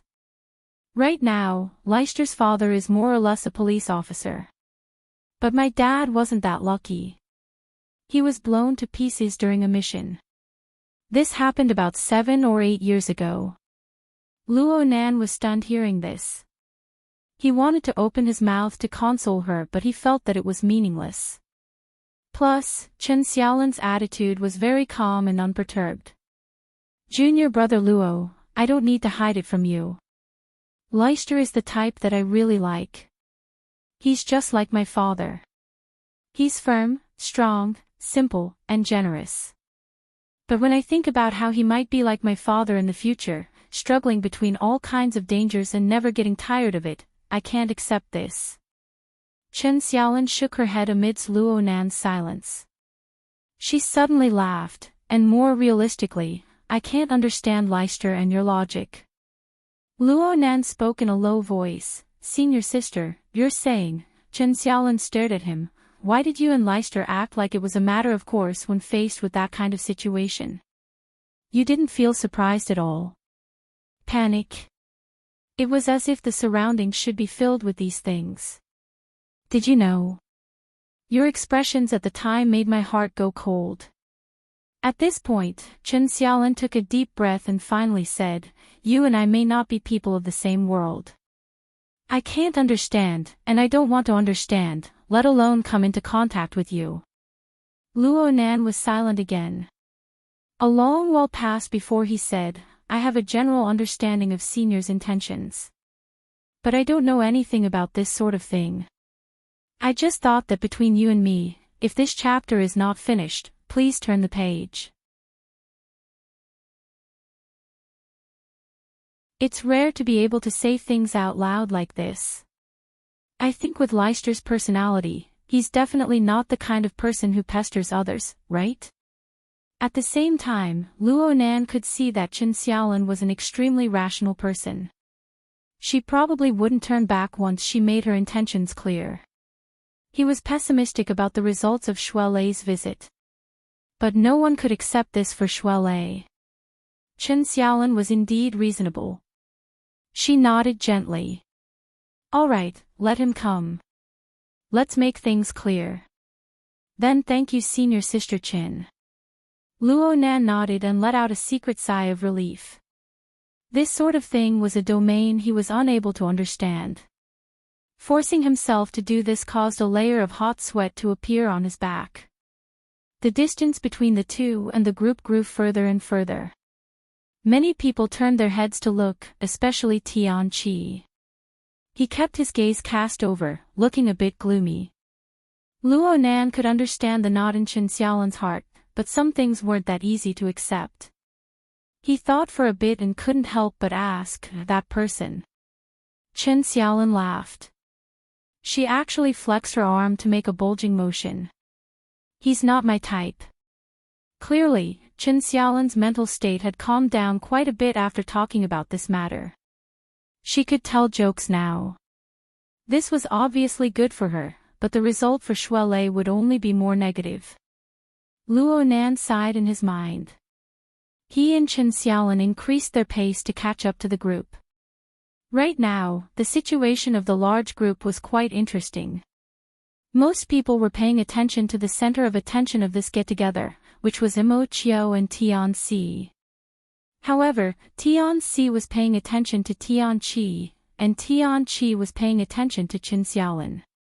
This chain of attention continued on, and unwittingly, Luo Nan and Chen Xiaolan became the center of everyone's gazes. Of course, Luo Nan and Chen Xiaolan were magnanimous, but people felt that they weren't magnanimous enough. Tian Qi found it hard to say some things, so Tian Si smiled and said, Junior Nan, what are you talking about with our Xiaolan? Could it be that the matter last week wasn't settled? Was it because of the society? Oh, right. Mo Ping realized something in hindsight. Last Wednesday, I remember my sister saying that you were going to test for the Mystic Arts Research Society. Did you pass? Luo Nan was speechless. Mo Peng, you've gone stupid from playing games. Over 10 days have passed. Just how slow are you going to be? You're still holding on to the past and not letting go. Tian Si and Luo Nan broke into laughter in surprise before Luo Nan could respond. Tian Si said, the Mystic Arts Research Society. Tian Qi is in the Mystic Arts Research Society. Huh? Luo Nan was a bit surprised. Tian Qi finally had the chance to speak formally. He felt that it was a bit funny, but also very strange. This chapter is not finished. Please turn the page. I've been helping out with the newcomer's interview, but I've never seen him before. Luo Nan, this name sounds quite familiar. He stared at Luo Nan, sizing him up for a while. Then he suddenly cried out involuntarily, oh right. You're not the one who missed the exam, right? You didn't show up for the interview on Thursday. There were even people who tried to contact you, but they couldn't get in touch with you. The school system showed that you skipped classes for the entire day. We were all fired. Wow. Missed the exam. Skipped classes for the entire day. Acumen College is this cool? Lil Vananster, you really make people have a whole new level of respect for you. Luo Nan discovered very innocently that he had suddenly become the target of criticism. Tian Qi was a bit inexplicably excited when this situation suddenly occurred. His words grew more and more discordant. It's already quite late for our society's entrance exam. You skipped the exam. Does that mean you haven't joined the society yet? On the other side, Tian Si shook her head. She turned to look at Chen Xiaolan. Our society doesn't seem to have any arrangements. Did you miss it when you were admitted to the hospital that day, Xiaolan? It'll be hard to enter the society after you pass that window. Tian Qi's expression was awkward and strange. Upon closer inspection, it was probably the type where he wanted to laugh but was holding it in. He wanted to increase his strength but was forcefully holding it back. But in the end, he still couldn't help but say, Junior, it's not that I want to say this, but it's too much of a pity for you to miss the opportunity to enter the society. Plus, 8 credits will be deducted from your year. Luo Nan understood Tian Qi's current state of mind very well. He felt a bit helpless and bored. When all was said and done, he had no enmity with this person. There was a 50% chance that they would work together in the same society in the future. He didn't want to make things too ugly. Just as Luo Nan was about to explain, Mo Han, who had just been loudly mocking Luo Nan and wanting to have a whole new level of respect for Luo Nan, was aroused by Tian Chi's attitude. Her eyes jumped back in the blink of an eye. The Mystic Arts Research Society. The one that studies alchemy. How popular can a place like that be? Tian Chi's tolerance for the little beauty was quite high. He laughed and spoke rather proudly, "Our society has ample funds. All sorts of projects are being carried out. They mainly lean towards mental and material interference, religious rituals, magical spells, Eastern metaphysics, and so on. Among them, large amounts of microscopic particles, human elements, psychology, systems theory, and other frontier subjects are involved." Mo Han snorted coldly, deliberately mystifying. "Little girl, this isn't mystifying." Suddenly, an arm wrapped around Mo Han's shoulder and pulled her into a hug, pressing half of the little girl's body into an embrace. The smell of alcohol and saliva sprayed onto the side of her face as she chuckled. Mo Han was caught off guard and screamed in fright. "I'm finally home. I wish everyone a happy Mid-Autumn Festival. I'm going all out to finish writing."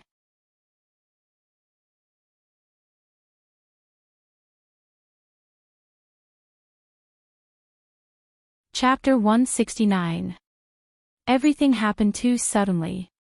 The group of people watched as Mo Han was forcefully held in someone's arms. They didn't react in time. Mo Peng, who was the closest, was the first to rush over. He grabbed the man's arm and helped the struggling Mo Han break free. Mo Tao, Mo Han's elder brother and the strongest member of the group, let out a low roar and rushed forward, slamming the man against the wall and grabbing his collar. "You're not going to die," Mo Tao said. "What are you doing?" "F***ck me. What the F***ck are you doing?" The man was pressed against the wall, but his voice was even louder than Mo Tao's. The smell of alcohol coming from his mouth was nauseating. He was clearly very drunk. Luo Nan and the others were at the place where they had just walked past the reception hall and entered the passage. The environment suddenly became narrow. A dozen or so people formed a circle, blocking most of the passage. The drunkard hoodlum shouted a few words, but he seemed to sober up a bit when he saw the dense mass of people before him. He was a bit scared for a time and stopped for 2 seconds. But soon, his drunken eyes caught a glimpse of a certain person in the crowd. He immediately stretched out his hand and swung it twice. Finally, he placed it on Mo Tao's shoulder and pointed at Tian Chi, who was dumbfounded and had his mouth agape. "What's up, little Tian Chi? You can just flip your face when you want it outside." "The Officer Huang." Tian Chi blurted out the first word, but he couldn't hold back the rest of the words.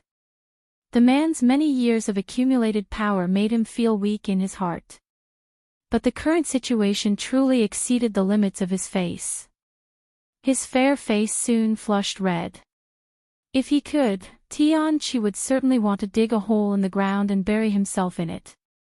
Fortunately, his cousin Tian Si stepped forward bravely and angrily rebuked, "Wang Bingjin, what kind of drunken madness is this?" The drunkard hoodlum narrowed his eyes. With great difficulty, he saw Tian Si's face clearly under the blurred light of the hallway. He laughed again. "Tian Si. Sister Cici." This guy called Huang Bingjin was at most in his 20s. His drunken face perfectly accentuated his usual arrogance. "Sister Cici, long time no see. What's up? Is it the student union or the student union? These people around me look unfamiliar. Don't crowd around me, I'm bored." He tried hard to pry Mo Tao's hand away but failed. This made him a little annoyed. "Hey, you already know who I am. Who are you trying to fool?" At that moment, some people in the crowd, "If this chapter is not finished, please turn the page." Luo Nan finally found some relevant memories. "That's right, it's this Huang Bingjin. According to the intelligence report, he's an officer of the Mystic Arts Research Society. He's a typical rich second generation and a pervert. Last Friday night at the Limestone Water Village pub, Cat Eyes had smashed him into the wall. Perhaps it was because he had taken too many drugs at the time, but that experience clearly did not teach him a sufficient lesson. Tian-Si naturally knew the ins and outs of Huang Bingjin. She wasn't afraid of his position in the school, but she was afraid of the Huang family's social influence. Her expression was very unsightly. "Huang Bingjin, who did you come with? If you're drunk, go puke in the toilet. Is it fun to lose face outside? The Mystic Arts Research Society and Acumen College have lost all face because of you." Huang Bingjin had a cheeky grin on his face. "It's fine. Sister Cece is so pretty. She'll grow back sooner or later." Everyone could see that there was no way to communicate with this fellow at this time. Mo Chio confirmed that Imo Han wasn't injured, so he didn't want to tangle with her any longer. He took advantage of the situation to close the distance between him and Tian-Si. He lightly embraced her shoulder. "Let's go. We can't lower ourselves to the level of a drunkard. Tao Jiu, let's go." Mo Tao glared fiercely at Huang Bingjin. He grabbed Huang Bingjin by the collar and slammed him into the wall before letting go. Who knew that once Huang Bingjin regained his freedom, he would run his mouth like a train? "Hey, my friend over there. You're familiar with this line of work. Did you ask me for permission before doing this? Did you ask their president, Chin Chin?"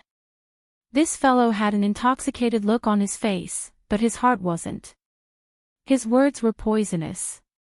Tian-Si's face turned green from anger, but the more she was like this, the more excited Huang Bingjin became. "So you guys are all hooking up, but I'm not allowed to hug a little girl. Come, little girl. Let me tell you about the Mystic Arts Research Society." He reached out to hug Imo Han as he spoke, but Imo Han, who had come back to her senses, wasn't someone easy to deal with. She immediately kicked out, hitting Huang Bingjin's shin bone. Imo Han was wearing pointy leather shoes. Her kick was filled with hatred. Huang Bingjin immediately let out a miserable groan. He hugged his leg and jumped, but he didn't stand firm. He fell to the ground, battered and exhausted. "Let's go." Mo Chio didn't want to make a big deal out of this. He suppressed the unhappiness in his heart and called his companions to leave. The group of people walked inside, leaving Huang Bingjin behind. Huang Bingjin shouted, "F*CK me, F*CK me." When they reached the corner of the passage, Mo Ping turned his head and swept a glance at Huang Bingjin, who was still cursing on the ground. He muttered, "This guy's mouth is too sharp. I'm afraid I won't be able to have fun tonight. This chapter is not finished. Please turn the page." Luo Nan grunted. He looked at Tian-Si and Tian-Chi's preoccupied appearances. This was indeed the case. When they turned the corner, Luo Nan's line of sight could no longer be seen. However, the range of Luo Nan's mental senses still covered Huang Bingjin. He discovered that someone had gone over to greet Huang Bingjin just as they turned the corner. Clearly, this person had seen the conflict earlier but intentionally avoided trouble. Luo Nan had actually seen this person before. He was Lu Tao from Xia Juanping's circle of friends. At the same time, he was also a high-ranking member of the construction society. He wore gold-rimmed glasses and had a very scholarly appearance. Huang Bingjin was from the Mystic Arts Research Society. The circle of this group of rich second-generation kids far exceeded the circle of the school's societies. It didn't seem like a cruel bidding war was going on at all. Tonight, Mo Chio had actually spared no expense for this get-together. He specifically booked a large private room to facilitate the preparation work before entering. After the group of people entered the private room, they were guided by the AI to the scanning area to stand. The relevant equipment examined their body shapes, body characteristics, and so on. Data models were built, peripherals were matched, and so on were used to achieve the best effect of reality. Actually, the vast majority of people had accounts at Frost River Reality. A single scan was enough to connect with their previous data. They could stand for a bit and come out. But there were always exceptions to everything. Only Luo Nan could not get through the scan. Mo Peng was impatient. What's going on? Nanster, I brought you to play before. As a veteran gaming geek, Mo Ching was quite clear about the things here. He shook his head and said, Nanster, you came last year. You're half a head taller than last year. You've developed, but you don't play often. The system needs to readjust. Luo Nan was well aware that the drug stimulation had caused quite a large change to his body over the years. Now there was no more drug stimulation, but under the stimulation of soul strength, the changes would probably be even greater in the days to come. He laughed. Actually, it's nothing. I told you earlier that I wouldn't play sensual games. Why wouldn't you play? Mo Han found it strange. Isn't this the reason we came to Frost River Reality? This. Luo Nan's scan finally went through, but a rare yellow light lit up in the scanning area. There was also a prompt. Distinguished customer, we are very sorry to disturb your gaming progress. Since you are currently undergoing treatment, according to the doctor's advice, please do not engage in highly stimulating games. Strive to update on time tomorrow and try to make up for it. Current payment progress, monthly subscription March 15th.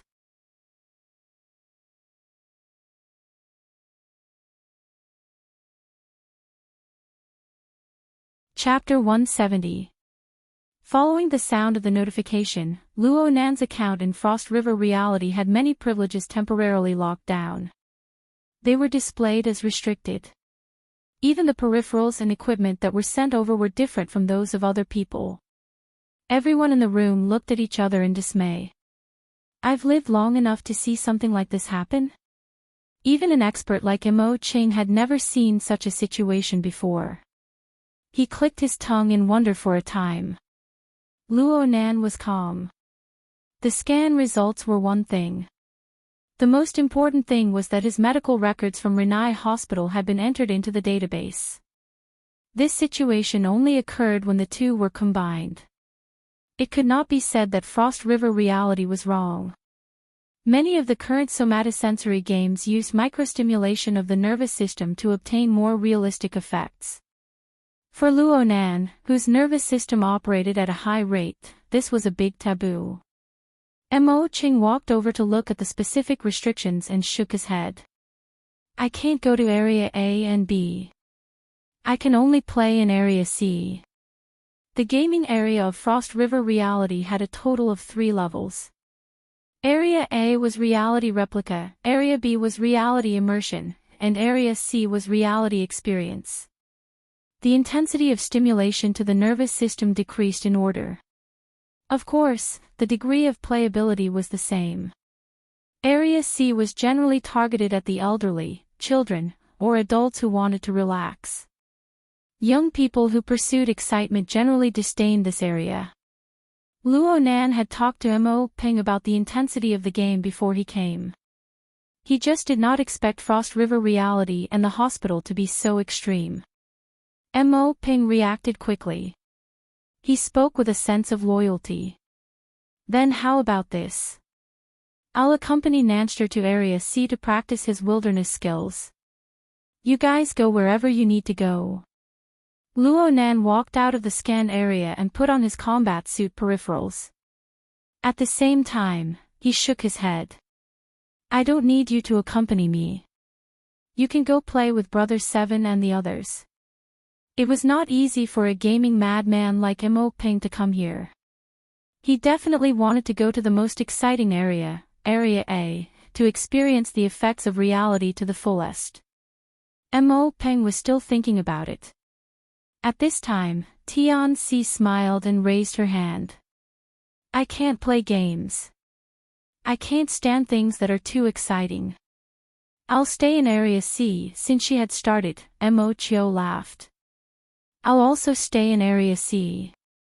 Everyone else can play however they want. Just be careful. Ching 7, don't go crazy. Watch over everyone. No problem. Mo Ching said this. It was hard to say how much he listened. If this chapter is not finished, please turn the page. Chen Xiaolin wasn't very interested, but Mo Han and Mo Rui pulled her to Area B. Tian Chi also had a lot on his mind, but he definitely had to be on guard against this kind of natural third wheel. At that moment, Mo Tao and Mo Ping dragged him to Area A. The group of people were quickly assigned and left in a huff. Nanster, where do you want to go play? Mo Chio asked Luo Nan's opinion in a very considerate manner. The problem was that he was closer to Tian-Si right now. It seemed that he was really interested in Tian-Si. Huang Bingzhen's dirty words didn't affect him at all. Luo Nan didn't have any intentions of being a third wheel. He found a random reason. Third brother, you guys don't need to worry about me.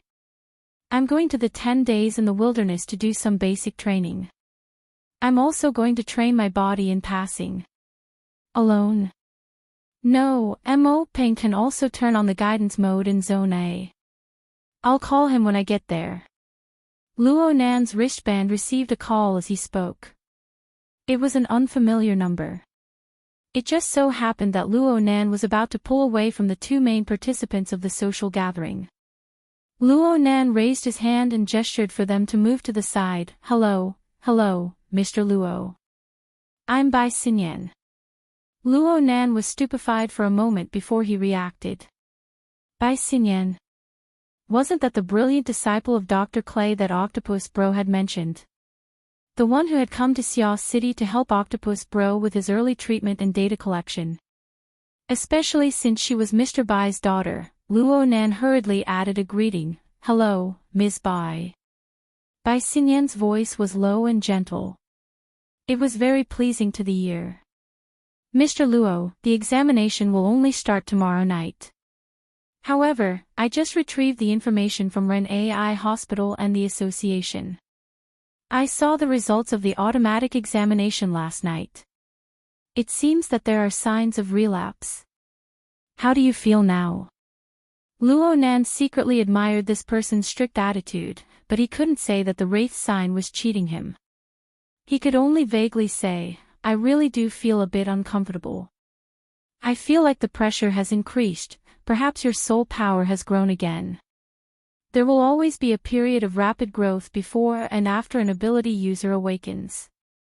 But for the current you, this is not good news. Bai Xinyan had accurately grasped the root of the problem and was very frank. Luo Nan was mentally prepared. Bai Xinyan continued, for the next step of treatment, I need to update some data here. I hope Mr. Luo can cooperate. I need to go back to the hospital. This chapter is not finished. Please turn the page. Is it? No need. I noticed that the Frozen Star system retrieved your information from Ren AI Hospital about 5 minutes ago. The Frozen Star system. It's the main system of Frost River reality. It's located in the supercomputer Black Dome. It's the carrier of several experimental projects of the Star Alliance Committee, the military, and the Ability User Society. It has a relatively close relationship with us. You're at Frost River Reality right now, right? Fudong Avenue in the city center. He had been caught. Luo Nan was a bit embarrassed. He could only explain, I'm in Area C, and my privileges are locked. No, Mr. Luo. You can't be in Area C. I need you to go to Area A.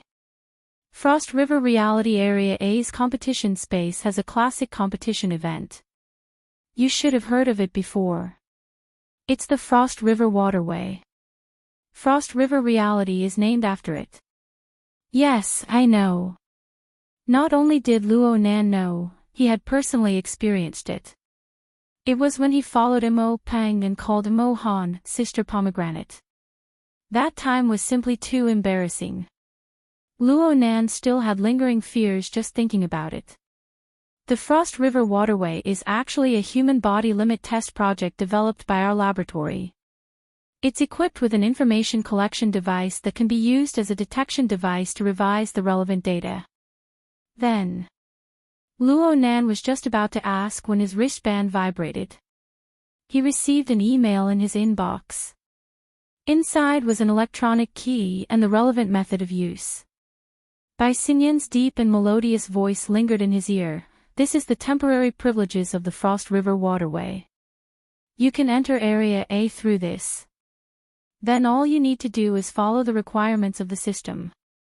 Join and do your best to persevere until the end of the game. That's it. Yes, I'll arrive in about 2 hours to extract the data. If Mr. Luo has the strength to spare, you might as well do it a few more times.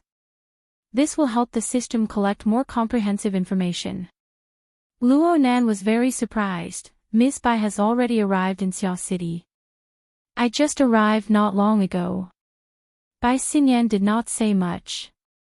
She directly concluded, I'm looking forward to our meeting. I hope you have a good time. The call ended. Luo Nan looked at his wristband. There was an indescribable strangeness. Why did he feel that something was wrong? Hold on. The Frost River Waterway. Do it a few more times. Luo Nan felt that his spine was about to freeze in an instant.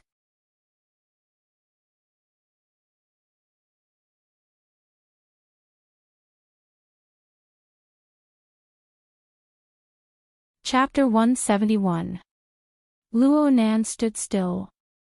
He stopped at the boundary between Area C and the guide area. Ahead was the reality area filled with AR virtual images. Through the strengthening of the external goggles, these virtual images had a bit of a cartoon flavor to them. It was hard to tell the difference between reality and illusion. Some advanced players could choose their virtual guide. From virtual idols to game heroes, there was no problem. Therefore, the area ahead suddenly became lively and clamorous. Real human figures and virtual images mixed together. It was a dazzling sight. Luo Nan talked as he walked. His speed was very slow. Mo Chiu and Tian Si were already in front of him. He thought for a bit and did not enter Area C. Instead, he used the Hexier to contact Bro Octopus. After a week of preparation, Octopus had already begun the research work on Luo Yuandao's psychotropic drug. Plus, he was quite ambitious. He combined Luo Nan's practical results and opened up several groups of drugs for comparative research. He really turned into an octopus, spending several days in a row in high-intensity work. His days and nights had long since turned upside down. When Luo Nan contacted him, Octopus managed to find some time to take a nap in the laboratory. He was still a bit muddle-headed when he picked up the call. But when he heard Luo Nan's description, he instantly woke up. White Salt has returned to the country. He contacted you and wants you to go to the Frost River Waterway. Octopus blurted out Bai Xinyan's nickname. He washed his face again to clear his mind. After pondering for a while, he said, I know about the Frost River Reality Project. The government, the military, the society, as well as many financial groups and companies are all involved. Chairman Ouyang is also a technical consultant. Our psychic wave network platform actually has a transplant. Of course, it's not suitable for you. But if it's somatosensory stimulation, the corresponding danger will be greatly reduced. Frankly speaking, White Salt's plan is a bit radical. But it is very much in line with the style of Dr. Clay's School of Reconstruction. Their school relies on top-notch nerve repair technology. They are very happy to test the limits of the human body in every case. They work on these limits, combining repair and strengthening into one. There is no school that can match up to this advantage. Of course, you need to pay attention to controlling the intensity. Luo Nan roughly understood. Since Octopus said this, there shouldn't be any major problems. He thanked Octopus and hung up. He decided to follow by Xinyan's instructions. If this chapter is not finished, please turn the page. Following that, he followed the instructions on the key email and loaded the electronic key into his social authority system. He obtained temporary authority and connected to the frozen star system. Soon, the system guidance arrived. Luo Nan followed the instructions and left Area C. He took the special elevator to the third floor of Frost River Reality. The elevator door opened, and two ushers dressed as female Starship soldiers said at the same time, "Welcome, sir." The two guides saw Luo Nan, who had the face of a student, standing in the elevator car wearing eye-catching, restricted peripherals. The latter half of the guide's speech was a mess. Luo Nan was able to confirm that the two guides were real people and not virtual images. He nodded in response and walked out of the elevator. It was completely different from the bustling scene below. Upon entering the third floor, it was extremely quiet. The gloomy black light and the dense light spots at the top formed a miniature starry sky environment. It was as if even breathing could be heard. Luo Nan could also feel that his arrival seemed to have caused trouble for the two guides, but he couldn't always explain, "I'm just here for a physical examination." He could only feign ignorance and politely ask for relevant information according to the system notification. "I want to go to Frost River number 3. How do I get there?" The two guides, one with long hair and the other with short hair, were both charming and pleasant. The two exchanged a few glances when faced with Luo Nan's question. Only then did the short-haired guide speak. "Sir, Frost River number 3 is an independent area. Can we confirm your corresponding authority?" "Ah, okay." Luo Nan was just about to raise his hand when the long-haired guide made a hand gesture to the side of the scanner to release light. The light swept across Luo Nan's combat suit peripherals and a pale yellow indicator light lit up. Luo Nan immediately received a system notification. "Hello, respected customer. You have accidentally entered an unauthorized area. Please follow the instructions of the nearby guide and leave as soon as possible to avoid causing any accidents." The two guides looked at each other again. When they faced Luo Nan again, they simultaneously revealed professional sweet smiles. "Sir, you have also seen the situation. I hope you can cooperate." "Wait, it's not that." Luo Nan could roughly guess that the authority on his wristband was not connected to the peripherals of Frost River Reality. He was just about to explain when the electricity behind him stopped. "This chapter is not finished. Please turn the page." The ladder door opened again and someone walked out unsteadily. Another drunkard. Was Frost River Reality an amusement center or a hotel or a restaurant? However, the person who came was clearly a regular customer. The two guides saw him and simultaneously bowed in greeting. "Mr. Hu." The drunkard walked over. He looked quite young. He casually placed his arm on the shoulder of the short-haired guide. The latter hurriedly reached out to support him and revealed a sweet smile. "Mr. Hu, what do you have in mind?" Mr. Hu was still clear-headed.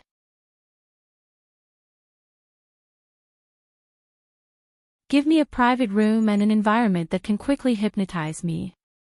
Let me sleep for a while." "Yes, C7. These people can really drink." "Okay, Mr. Hu."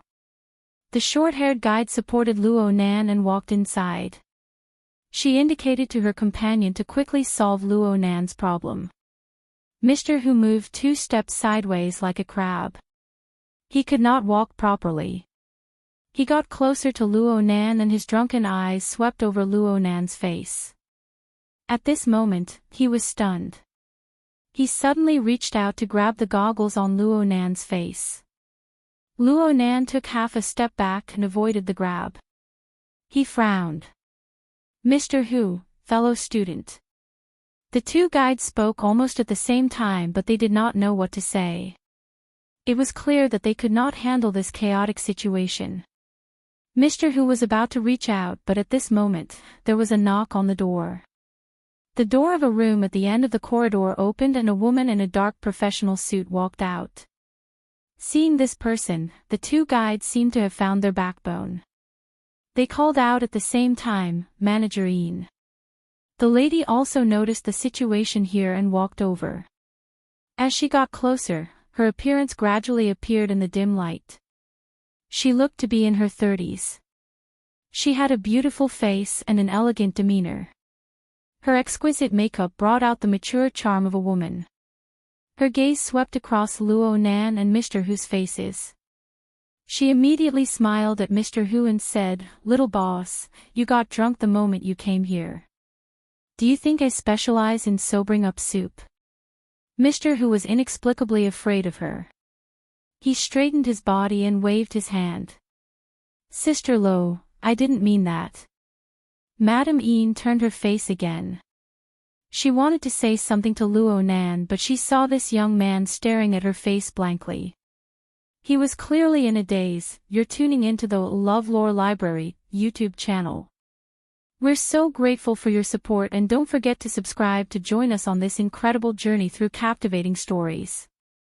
Your generosity through donations truly makes a world of difference, as it's the primary source of revenue that allows me to expand and enhance this channel for you. Thank you from the bottom of my heart for being a part of this adventure.